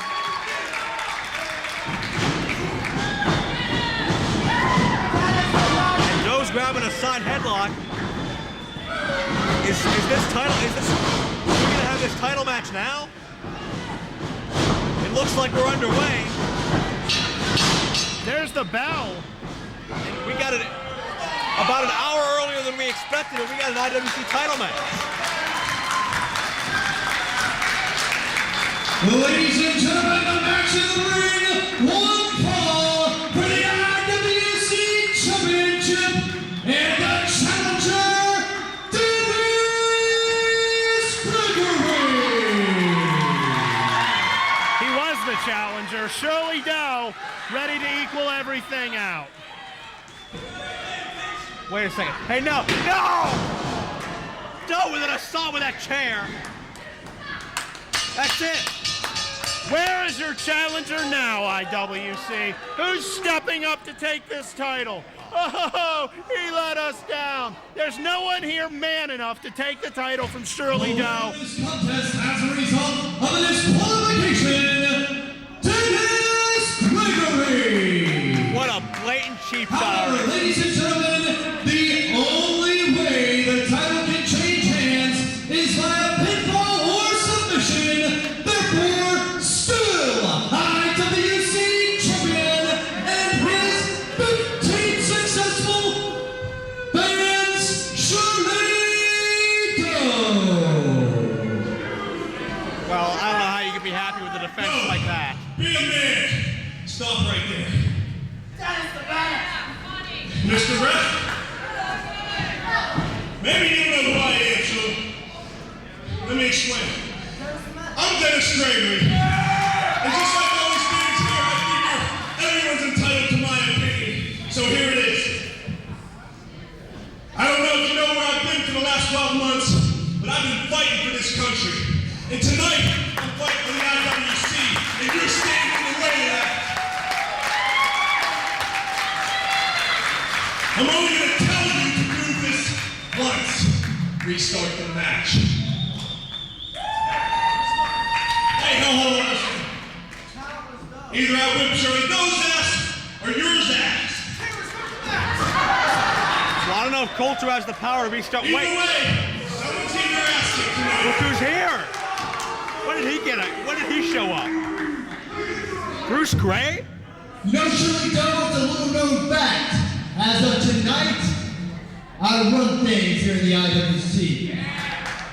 After what I just saw with the chair and you, I've got just one decision to make. My first decision. Referee, restart the match. Bruce Gray is taking charge. Hold the hell on! Can I run in the ring and declare that I run things? What is going on here? I don't know. Gregory, wait, low bridged over the top. Apparently Norm Connors has given Bruce Gray, the colorblind ref, some power. Oh my God, Gregory wipes out HENTAI with a clothesline, Dark with a super kick. Gregory wants to become a the first ever three-time IWC heavyweight champion, and he's gonna stand up and fight for this company like he did for this country the past 12 months in Iraq. Gregory springs in with the leg drop. The difference is only one of these things is worth fighting for. Stop that. Have some company pride. I do. I'm proud of the way that these men are sacrificing themselves to change IWC. And no one else here seems to understand that what Doe, Dark, and HENTAI are doing is going to drastically alter and affect IWC for the better. You're a lost cause. Doe sent into the buckle. Oh no, HENTAI and Dark pulling the feet. Gregory trying to fight them off. Charging in, Doe gets the foot up. The distraction paid off, Doe in control now. Wait, Gregory up. Dives to the outside. Takes out Dark and HENTAI out of the equation. Well, if he wants to be IWC champ, that's not how to do it. Well, certainly he has to take into account the fact that Dark and HENTAI are going to get involved, whether anyone likes it or not. Very true. However, eye on the prize, Joe. Eye on the prize. Indeed. Now Shirley Doe in control, but Gregory fighting back. Still has that fighting spirit. And Doe tries to bait him back into the ring. Don't know what Doe has planned. Obviously something. And Gregory, he might have been hurt on the outside. No. Gregory baited him in. Turns him around. Back suplex coming up. Doe drops him face first.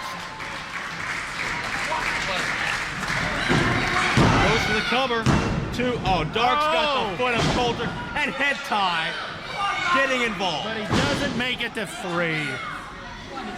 This is hideous. How can a champion be proud of a title defense like this? How can a person who claims that he has a right to the IWC title, that he has a chance, he has a shot, start whining and crying after he loses it? He's the one who started the match early, and he lost. Now we got another damn disqualification. Oh, not another one. This is hopeless. It's going to take more than Bruce Gray to control these guys. It's going to take more than this whole locker room to control these guys. Maybe now you're catching on. You don't control forces of nature. I know that. It's sad. Oh, and Coulter got knocked out in the head. Well, let's get Stan Cooper in. Bruce Gray is calling in the troops. We have Troy Lords, Jason Gory standing up for themselves, standing up for the locker room. More guys stepping up to the plate. And they've disposed of Doe, Dark, and HENTAI. Oh my Gory God. gets dropped though. Standing up for yourself as a price, and I think Jason Gory just learned it. Look at the scowl on the face of Shirley Doe. He just may have knocked Jason Gory out. Lord hits the post. Bruce is out here with Gambinos now. Bruce is trying to rally the troops, but is anyone brave enough to walk into this fire that is the Unholy Alliance? May as well put your gasoline boots on if you're going into hell. Oh yeah, ring the bell again, it'll help. The Gambinos were perhaps affected the most by this. They looked up to Doe and HENTAI for so many years. Hey Chuck, you want to help with that bell? Go hit someone with it. Dean Radford's back out here. My God. Let's get eradicated. Dean Radford trying to plow his way through a referee to get right to them. Oh no. We gotta fight amongst the all throughout the building. Dean can't contain himself any longer. And the fight is spilling to the back here. They're gonna beat him clear outside of his building. Oh! And Shirley Doe just knocked Dean out with a garbage can out of nowhere. All right, wrestling fans, for an IWC exclusive right here, an international incident at the McKeESPORT Palisades, I, of course, am standing alongside of the returning Dennis Gregory from the military. And Dennis, what just took place... Look, see, here's the problem. I came so far to be here for the international incident, and I get 2 minutes out there because there's no control in the locker room. I'm gone for 1 year, and this is what happens to the IWC. I've been fighting for my country. Now I'm here trying to fight for IWC, and they won't let me. I don't care what you gotta do. Put a lock on the locker room door or something. Give me 1-on-1, give me 2-on-1. 3-on-1's a bit much to ask, but I'll take it if I have to, but I shouldn't have to. No, you absolutely shouldn't. And one thing I'm impressed about, Denny, making your return here and putting yourself in the IWC title picture, should we be reading your words by that, by coming out and getting a challenge onto Shirley Doe? You know, in the last year I've learned a lot. And I've seen a lot too. But under what I learned, nothing can stop me now. I've taken the potential I've always had and putting the will to get it done together. I can't be stopped on 1-on-1. Maybe 2-on-1. Maybe they can handle it. But this is ridiculous. Who's in charge here? Where's Moon? Who I gotta talk to? You figure that out, because I can't. Who's running this thing now? The inmates are running the asylum or what? I'm trying to get it done here. All right? I'm trying to come back and fight. I'm trying to be Mr. Nice Guy, even though I ain't exactly how I am. I'm a smart ass. I'm a wisecracker. I'm a jagoff. But I gotta be me. But I can't be me like this. This is throwing me to the wolves here. This is ridiculous. Why am I talking to you? Who the hell are you? I'm sick of this shit. All right, wrestling fans, more. We'll be back.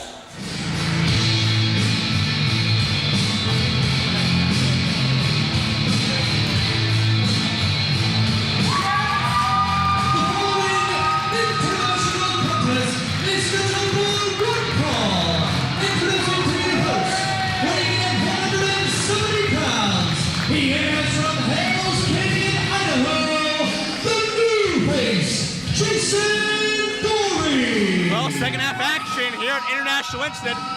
Another full booth. Joe Dombrowski, Jay Worthington Farnsworth, Sean Collier, and we are now being joined by someone who I hope gets a little closer to the microphone. I don't know, I just heard my favorite song here, so I thought... The prophet of profit, Chris Maverick. Kingdom's looking pale today.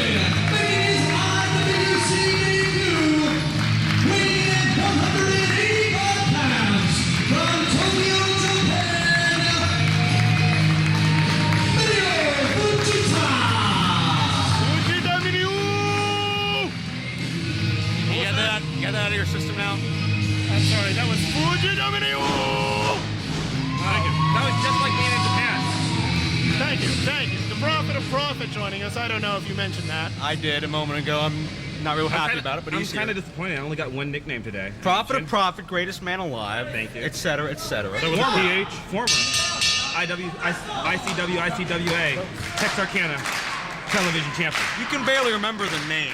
You didn't hold the belt long enough to pronounce the name of the title. I held the belt plenty long. I'd still be champion now if somebody didn't cheat to take it from me. Well, if Larry Sweeney's title really is 24/7, that's a moot point. Right now, the new face, Jason Gory. It was my title at that time, and I did not agree to 24/7. I'm sorry to hear that, but Mineo Fujita from Japan is in here against the new face, Jason Gory. And Jason Gory showing a lot of guts. He got turned inside out here, courtesy of Shirley Doe.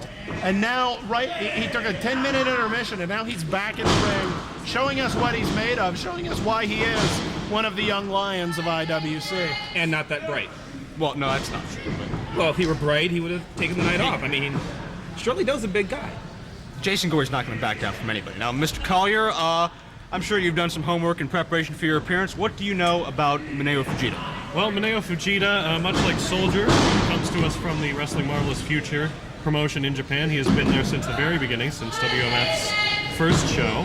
This is an IWC debut, and perhaps you can confirm this. Is this his U.S. debut? Is this his first trip to the States? Well, you were on such a roll. I don't know. Well, then let's just say it is his first trip to the United States. This match with Jason Gory. Let's just say it is. Let's just say it is. So you just like make up the stats? Can you disprove it? He's I don't got you on that one. I am not an analyst. I'm just here visiting. I do have a question for you, Chris Maverick. How is it that that your charge, Shima Xion, scored the international title shot today instead of Jason Gory in face of recent win-loss records? What do you mean? Jason Gory lost twice in 1 week last week. Jason Gory lost twice on our last show. I don't see why he deserved a title of anything. Boom, and there you have it. Gory gonna fly with a tope cordial. God. Showboat connects with Fujita. Brilliant grace on that dive by the new face. I will say this, the new face Shima Gory has one thing that your young protege doesn't have. Accuracy.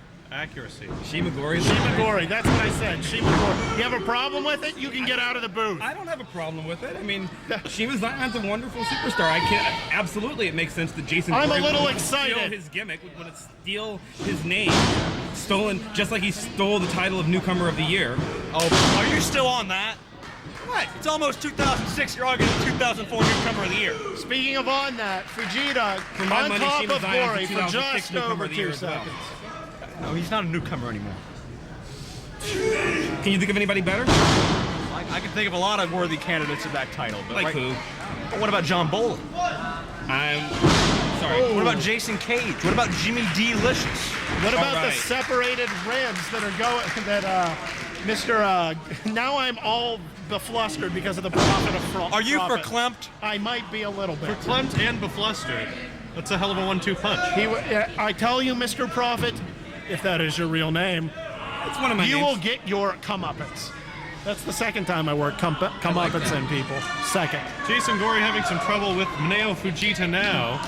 Fans may recall, Gory had 2 classic matches with Japanese superstar Kudo earlier in the year. Kudo won both of those matches. Gory looking to rebound here against Fujita.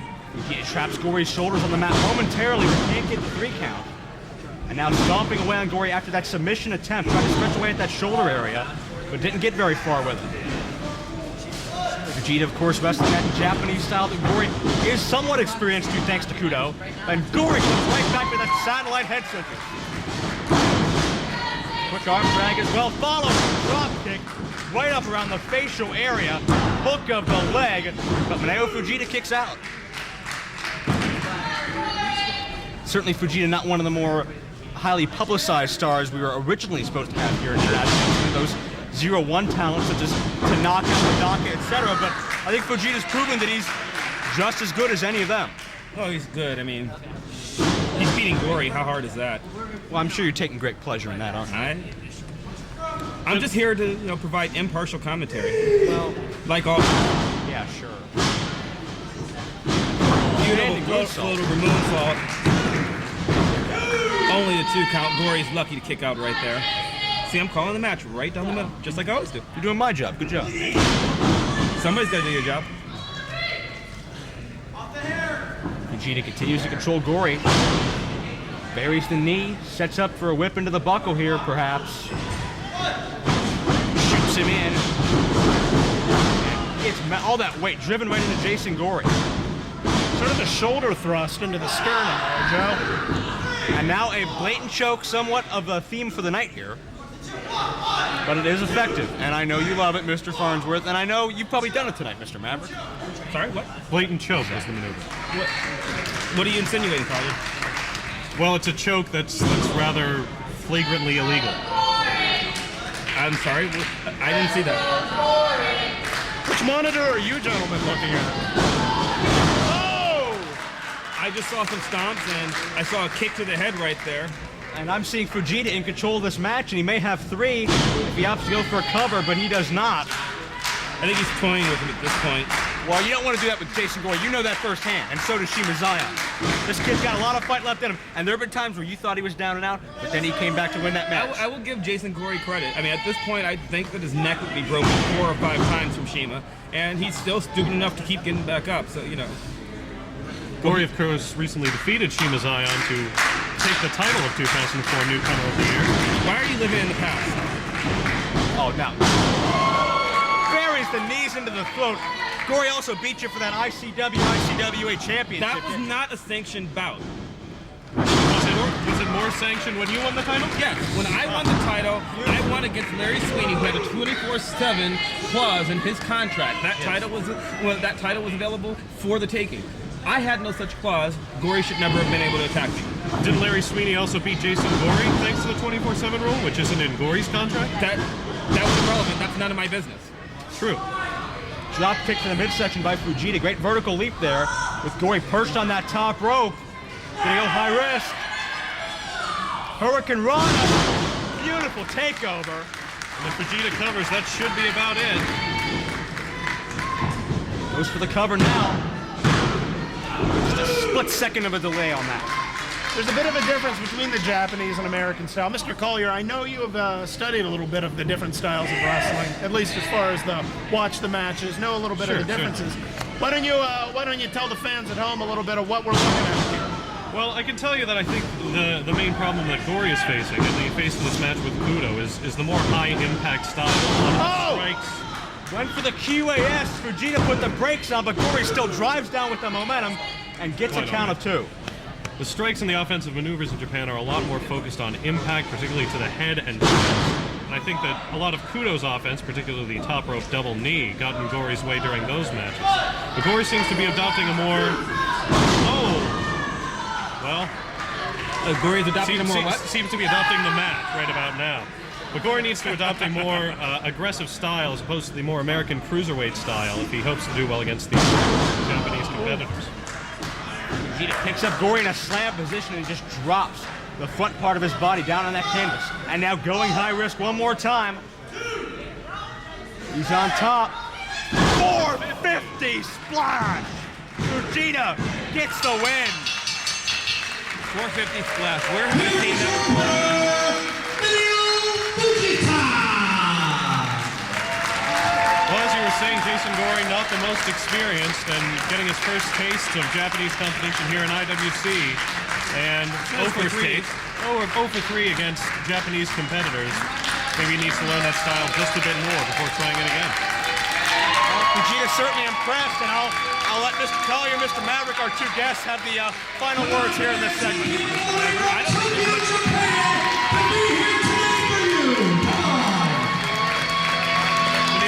Certainly very popular with the crowd, and I suggest perhaps we may see him back again. Mr. Maverick? Oh, look at that.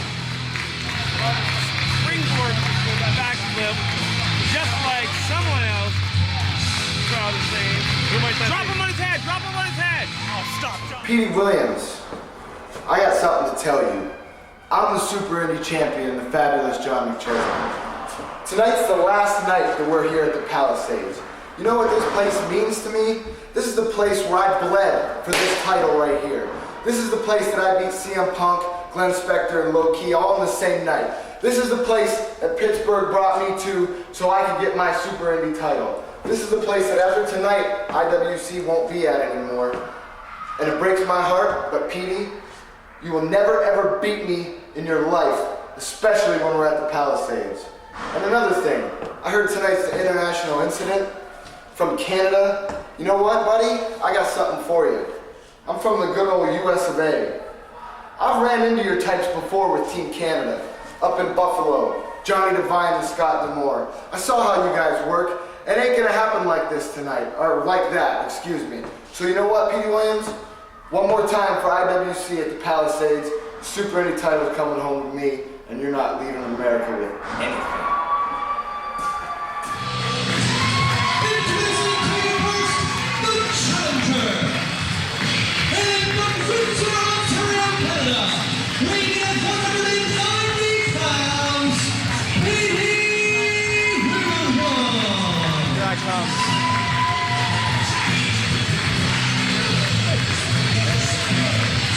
Well, this is certainly an interesting set of circumstances here.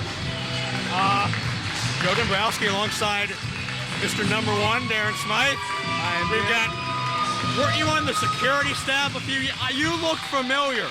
QB Blitz and this great hunk of man meat over here, BC Steel. Pleasure to be here. My voice is a little reminiscent of Brian Pillman right now. I do apologize. Joe, we are looking at a fine contest right now. The IWC Super Indy title on the line. Former X Division champion of the world, the Canadian Destroyer, Petey Williams, taking on one of the finest competitors come out of the tri-state area in some time. A man who's been on a tremendous tear in the International Wrestling Cartel. We're talking about one fabulous John McChesney. You look familiar. Don't you work somewhere around here? I'm just a man who enjoys fine professional wrestling, and I believe that's what we're going to see in this match right now. Chris Maverick, do they not look familiar? I've never seen him before. I swear I've seen you two in the same place. Hi, Chris Maverick, nice to meet you. Pennsylvania, here in the USA, if you want to talk about anybody in the International Wrestling Cartel who has enjoyed a rise to the top, we're looking at one fabulous John McChesney. A man who has raised his game, certainly. Talk about his early days in New Era Pro Wrestling out of Cleveland, making his way all the way to the top, very top of his game here in the IWC. Look no further than this man who's going to have a true test on his hands.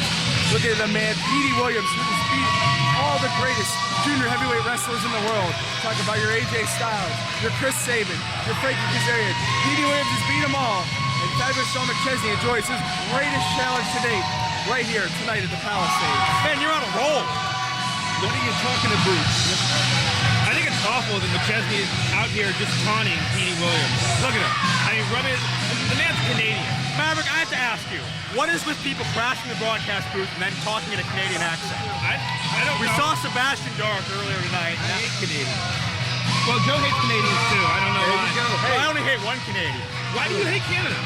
No, I don't hate Canada. You hate. I think it's awful that you hate Canada. Our fine neighbors to the north. I think it's awful that you're misinterpreting what I'm saying. He just doesn't like Canadians that look like Carl Winslow from Family Matters. That's all. That's it. Kingdom, I apologize. That wasn't me. Ever since that Molson beer accident. That's it. Darren Smythe channeling the spirit of Chris Kloss for that reference. I love Scott. I love it. And I'll tell you what, I have had the pleasure of being in a ring with one fabulous John McChesney on several occasions, and to see this young man. Wait, you wrestle? Is that where I've seen you? Every once in a while. Oh. If you call it wrestling. It's sporadic, so to speak. Right, Ben? It's sporadic. It happens. Yes. Every once in a while. I'd have to say McChesney's outfit is fabulous. It is. It's very excellent. Can we call him all right? No, we can't. No. It's not really fabulous. Or very good. We are breaking new barriers very good. with this Super Indy Championship matchup. The fabulous John McChesney defending against the Canadian Destroyer, Petey Williams, here in the Super Indy Championship contest. Will you stop up trying to talk? Ladies and gentlemen, we have the Prophet of Profit over here showing his true allegiances. He goes wherever the green goes, and he's taking the big star Petey Williams in this match, obviously. And the bell sounds were officially underway with this championship matchup. And you talk about the momentum of John McChesney this year. We've seen... Petey's offended. Well, Petey's been building up that anticipation for hockey over this past year with the lockout. Now he has all his hockey he wants, so he really has nothing to say to these fans. We've seen McChesney pin Chris Sabin, be the first man to do that in an IWC ring. We've seen him overcome Christopher Daniels in a steel cage match. We've seen him overcome Loki, damn near choking him out to win Super Indy 4. Then there was Sterling Keenan, Claudio Castagnoli, and all the others. And McChesney just continues to build momentum more and more on the way. And that could be the case here with Petey Williams. It's been a while since we've seen Petey here in IWC, but he's always done great. He's always been a top contender for that Super Indy Championship. Well, like you said, Joe, John has built a lot of momentum here in the IWC. Petey Williams has been off all over the world fighting a lot of different opponents. He may not be prepared tonight for John McChesney. McChesney may be able to surprise him with a few tricks he's learned over the past couple of months, facing all these big-time opponents in big-time matches. So let's see what happens in this Super Indy Championship contest. Petey, of course, no stranger to championship glory. He's a former NWA and X Division champion. McChesney with a jumping back elbow and the great vertical leap on that drop kick. And McChesney getting fired up. At one point, Petey Williams, gentlemen, had the record for the longest X Division title reign in the history of that promotion. At one point? At one point, he has been surpassed, but it's still an honor to hold. Well, it's like I said before, Joe, John McChesney has a different style that Petey Williams may be used to. Northern Lights. Taking off in this match. Northern Lights gets a 2. Petey Williams not accustomed to the style of John McChesney here. He's taking his time like a smart veteran would do, begging off, backing off, collecting himself, getting his calm back, and then going back in the ring. Because, like I said, he may not know what he has against him.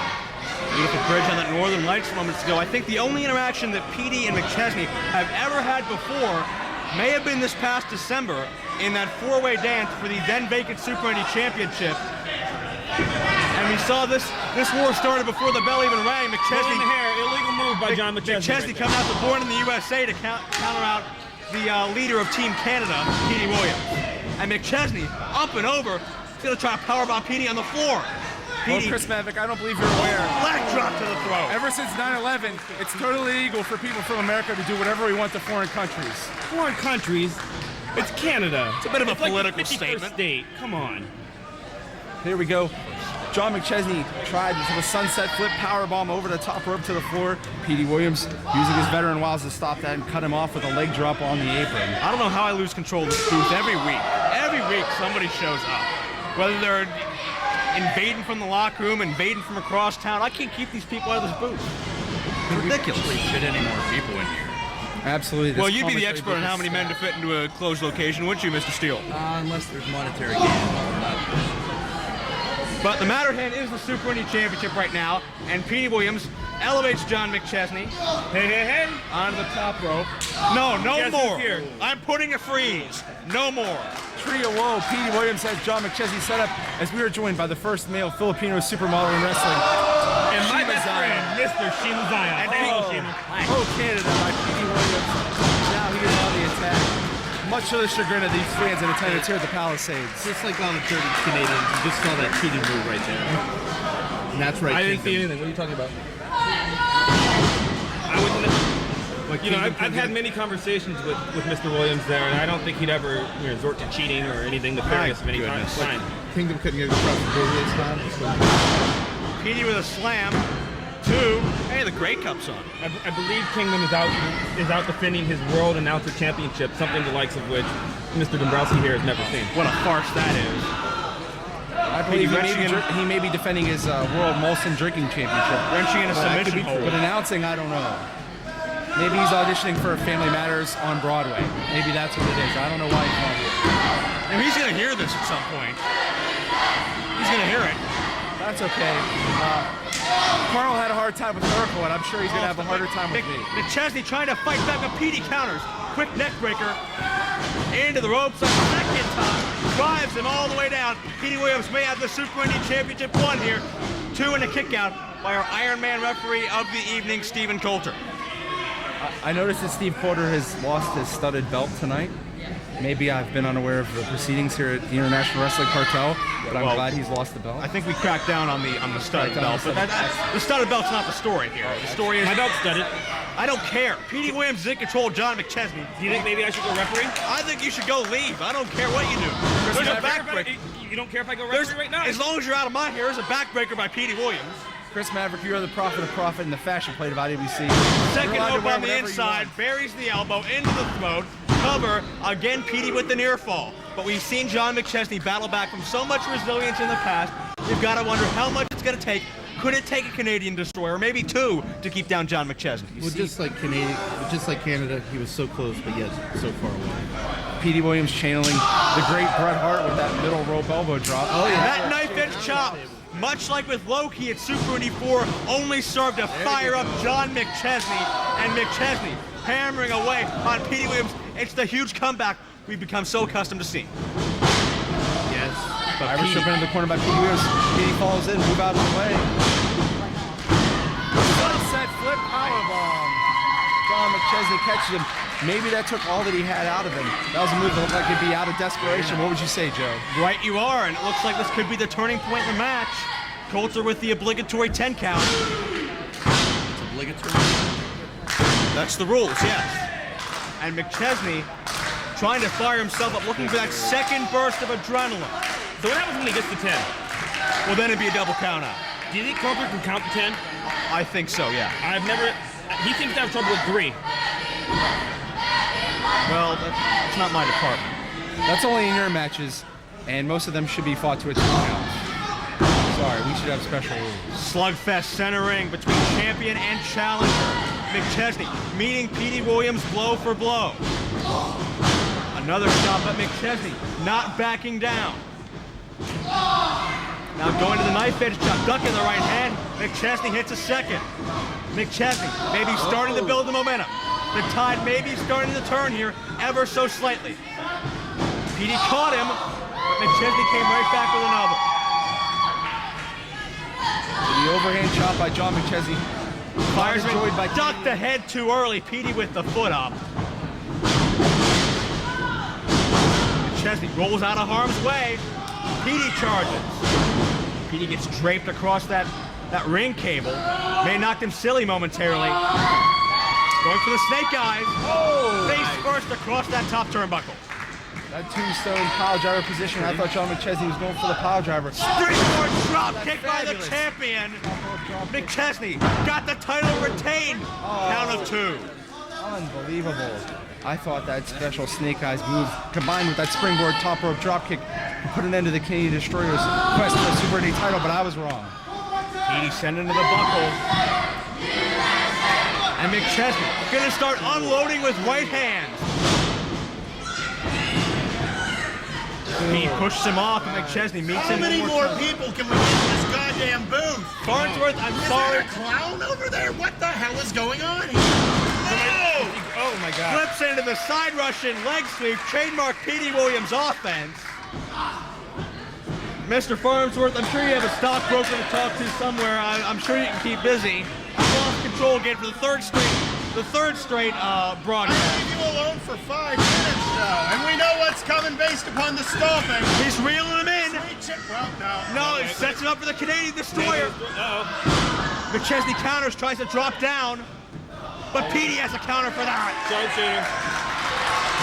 Cinches in the sharpshooter, torquing away on the back of McChesney. Sharpshooter. That looks like the Scorpion backlock to me.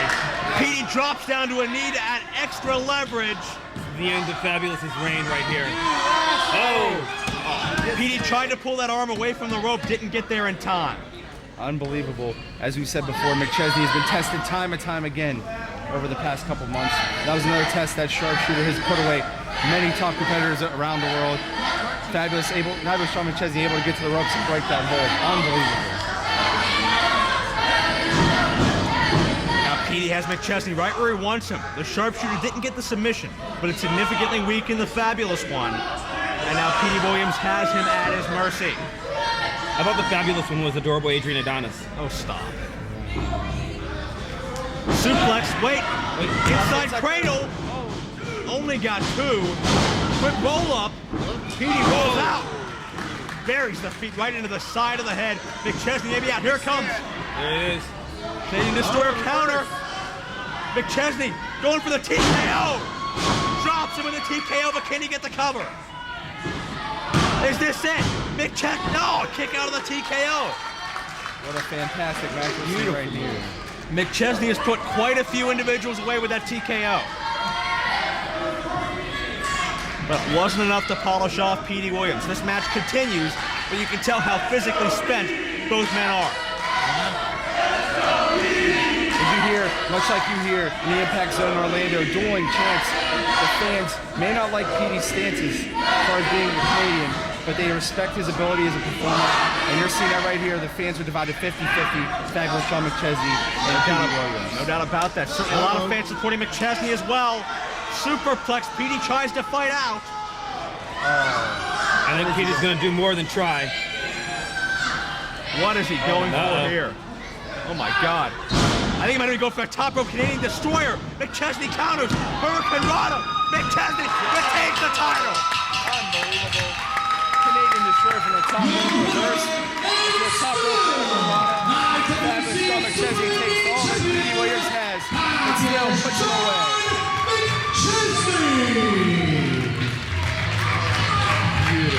I just want to point out that Petey Williams is just disappointed all the people who came to see a Canadian Destroyer.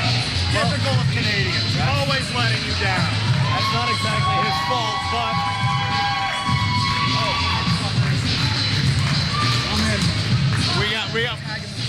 We got guests coming and going. It's like a busy elevator here in the broadcast. You gotta keep better control of this booth, Dombrowski. You were the downfall of this. What are you talking about? I'm just coming to visit. I'm gonna go get some McChesney retains the Super Indy title. Everybody leave. I'm done with this. Goodbye. Especially with this guy showing up. Yeah. My God. That could have been a good demo tape. Consarn it. Ladies and gentlemen, this is the main event of the evening, and it is scheduled for one fall.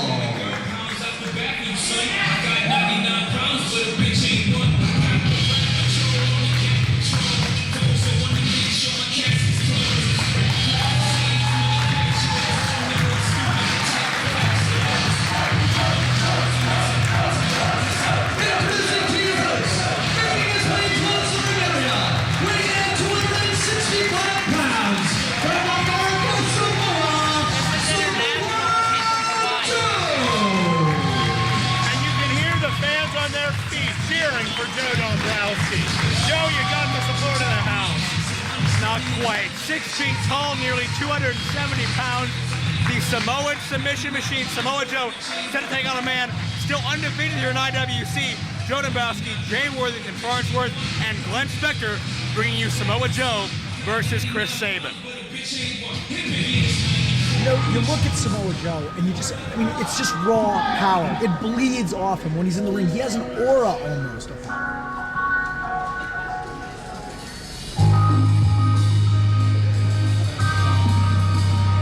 I kind of like this. This really fires the crowd up. Doesn't it?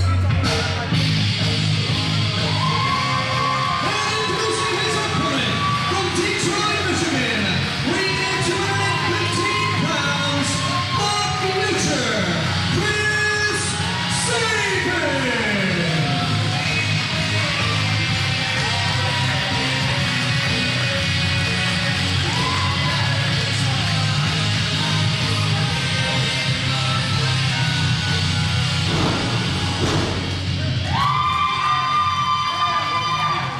You know, the first thing I notice is there's a size difference for sure. Really, it's like Mama Bear, Papa Bear, and Baby Bear in the ring. Yes. Baby Bear, of course, being Stephen Coulter. It's not that. He's the only guy here. He's not wearing a name tag. Give me a break. You know, the thing Farnsworth, cravat applied, by the way. The thing Farnsworth is, I've noticed there appears to be a gray alien on the back of Sabin's tights. And the only thing I can think of is, were you not once, did you not claim to be abducted by aliens? I try not to talk about that part of my life. It took a lot of therapy to get through, and I'm proud to say I'm once again a terrestrial. On to the more relevant stuff. Phenomenal mat wrestling right there. Both man jockeying for position. It needs to be noted that in their entire stay here in IWC, Samoa Joe's debut in September 2004, Sabin's debut in November 2003, neither man has been pinned for a loss in IWC. Well, it's going to happen tonight. One of them's got to take it. One of them's got to take the L.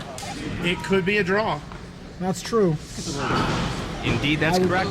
But I would be surprised. I don't really think any match with Samoa Joe involved is going to go to a draw. So you're saying I'm talking knockout or submission, my friend. You're saying your picks on the big SJ there.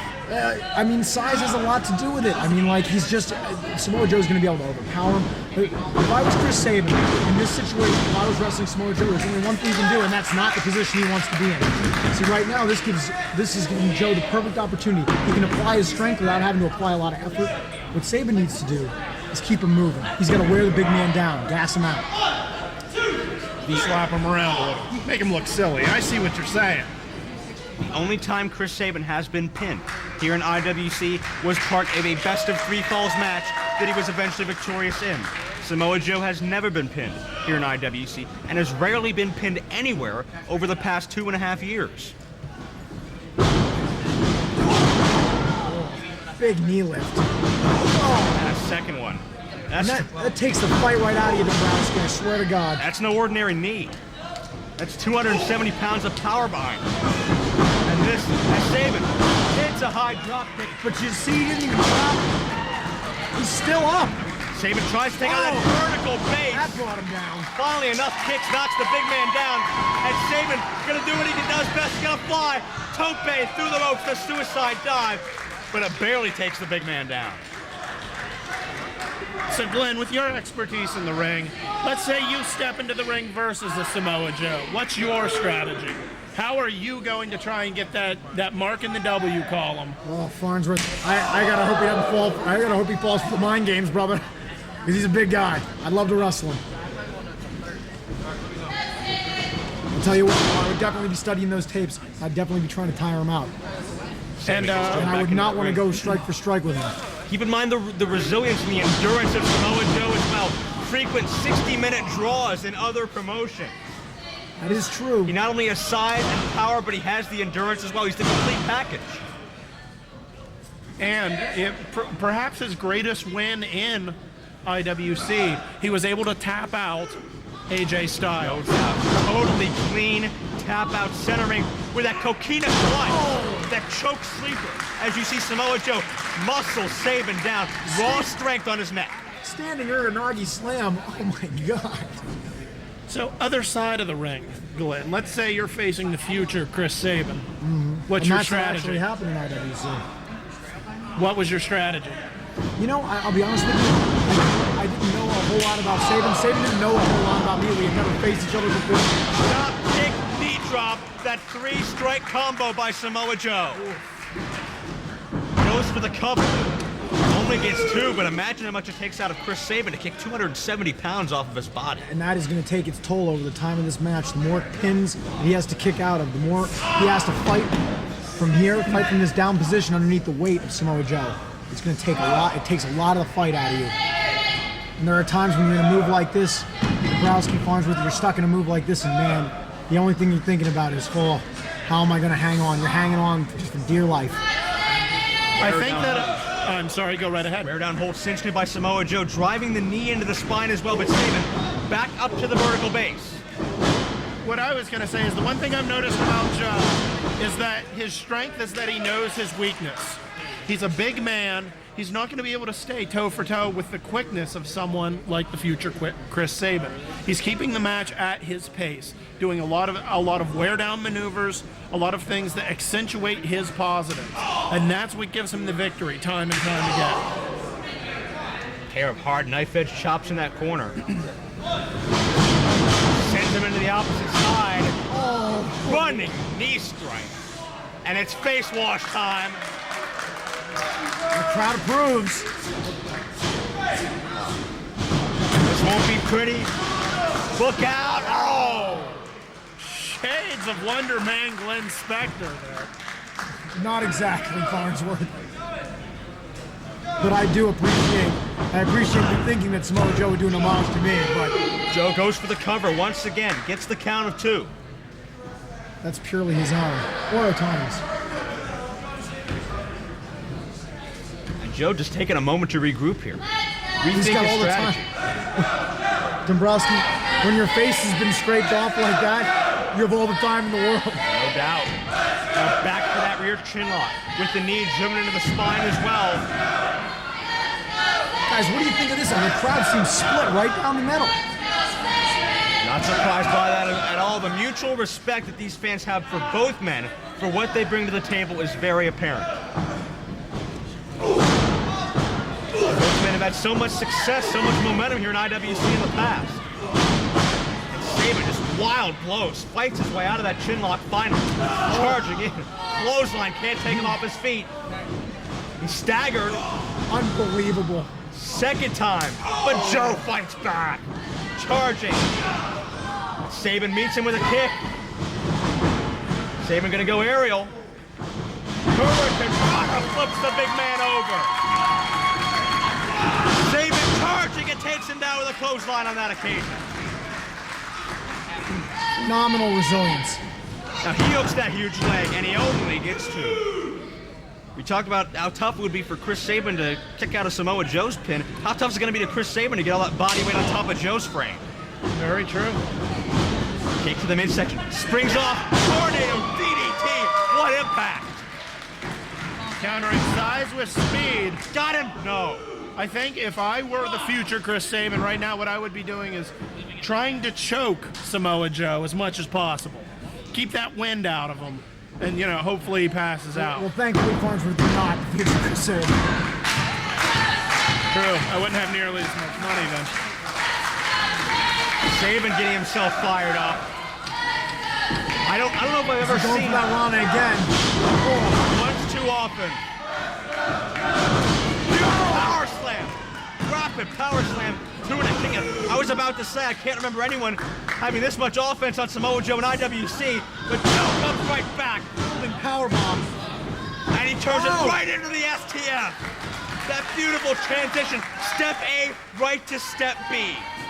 And right into step C. This all started with, you know, we've talked about Chris Sabin's speed here, but the speed with which Samoa Joe brought him around in that power slam was amazing. Joe likes to put together his moves in combinations. We saw it earlier ending in that knee drop, and now he's got a submission locked in. Exactly. Joe, he can switch from submission hold to submission hold. He perfects so many of them. Let's go, Joe. And it's up to Chris Sabin now to get to a rope. Either a foot or a hand. You don't want to stay in that too long. But you got to respect the toughness of Chris Sabin. He doesn't want to tap out. Sabin inches away from that rope, but it's so tough to move that frame of Samoa Joe. He got it. Unbelievable. Samoa Joe, good sport. That's right off the hold. But look at the frustration setting in. This is a rematch from a TNA pay-per-view several months back. Samoa Joe got the win on that exchange. So these men have met before. Joe, he's going for that muscle buster. If he hits the muscle buster, it's over. Sabin tries to fight out. Joe going high risk, but Sabin again fighting out. More shots. Sabin sneaks underneath. Running Liger Bomb! Liger Bomb! Sabin beats him, no! Amazing strength by Sabin to hold that weight up and run across the ring with it. And for as much as that took out of Samoa Joe, you have to believe it took something out of Chris Sabin just to execute it. Without a doubt, you can see he's holding his pecs. Pecs? Am I right there? Pecs? Yeah, those would be the pecs for him. Thank you. You know money. That's about it. Sabin's trying to elevate him one more time. Oh no, I know wrestling too. Can he get 270 pounds over his head? Series of vicious headbutts.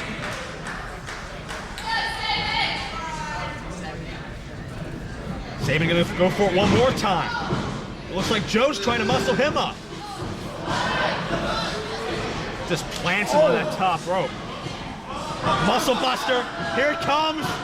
Muscle buster! This match is over. 2, we got him. Your winner, Samoa guys, Chris Sabin's undefeated streak in IWC, which had reached 2 years, is now over. Over courtesy of the Samoan submission machine, Samoa Joe. Dombrowski, Farnsworth, you see the fans on the feet. They know they've seen another great IWC main event. I have to say, all I can say is the effort of Samoa Joe, the effort of Chris Sabin is tremendous. A classic altercation, one of many classics here in IWC, added to the long list, and Samoa Joe remains unbeaten, and his streak continues. What a night it's been. Any final thoughts, gentlemen? Dombrowski has summed it up for him. Another great IWC show. Farnsworth. Top to bottom, I was thoroughly impressed by what happened here. For Farnsworth and Spectre, this is Joe Dombrowski. We'll see you back on DVD at Winter Bash.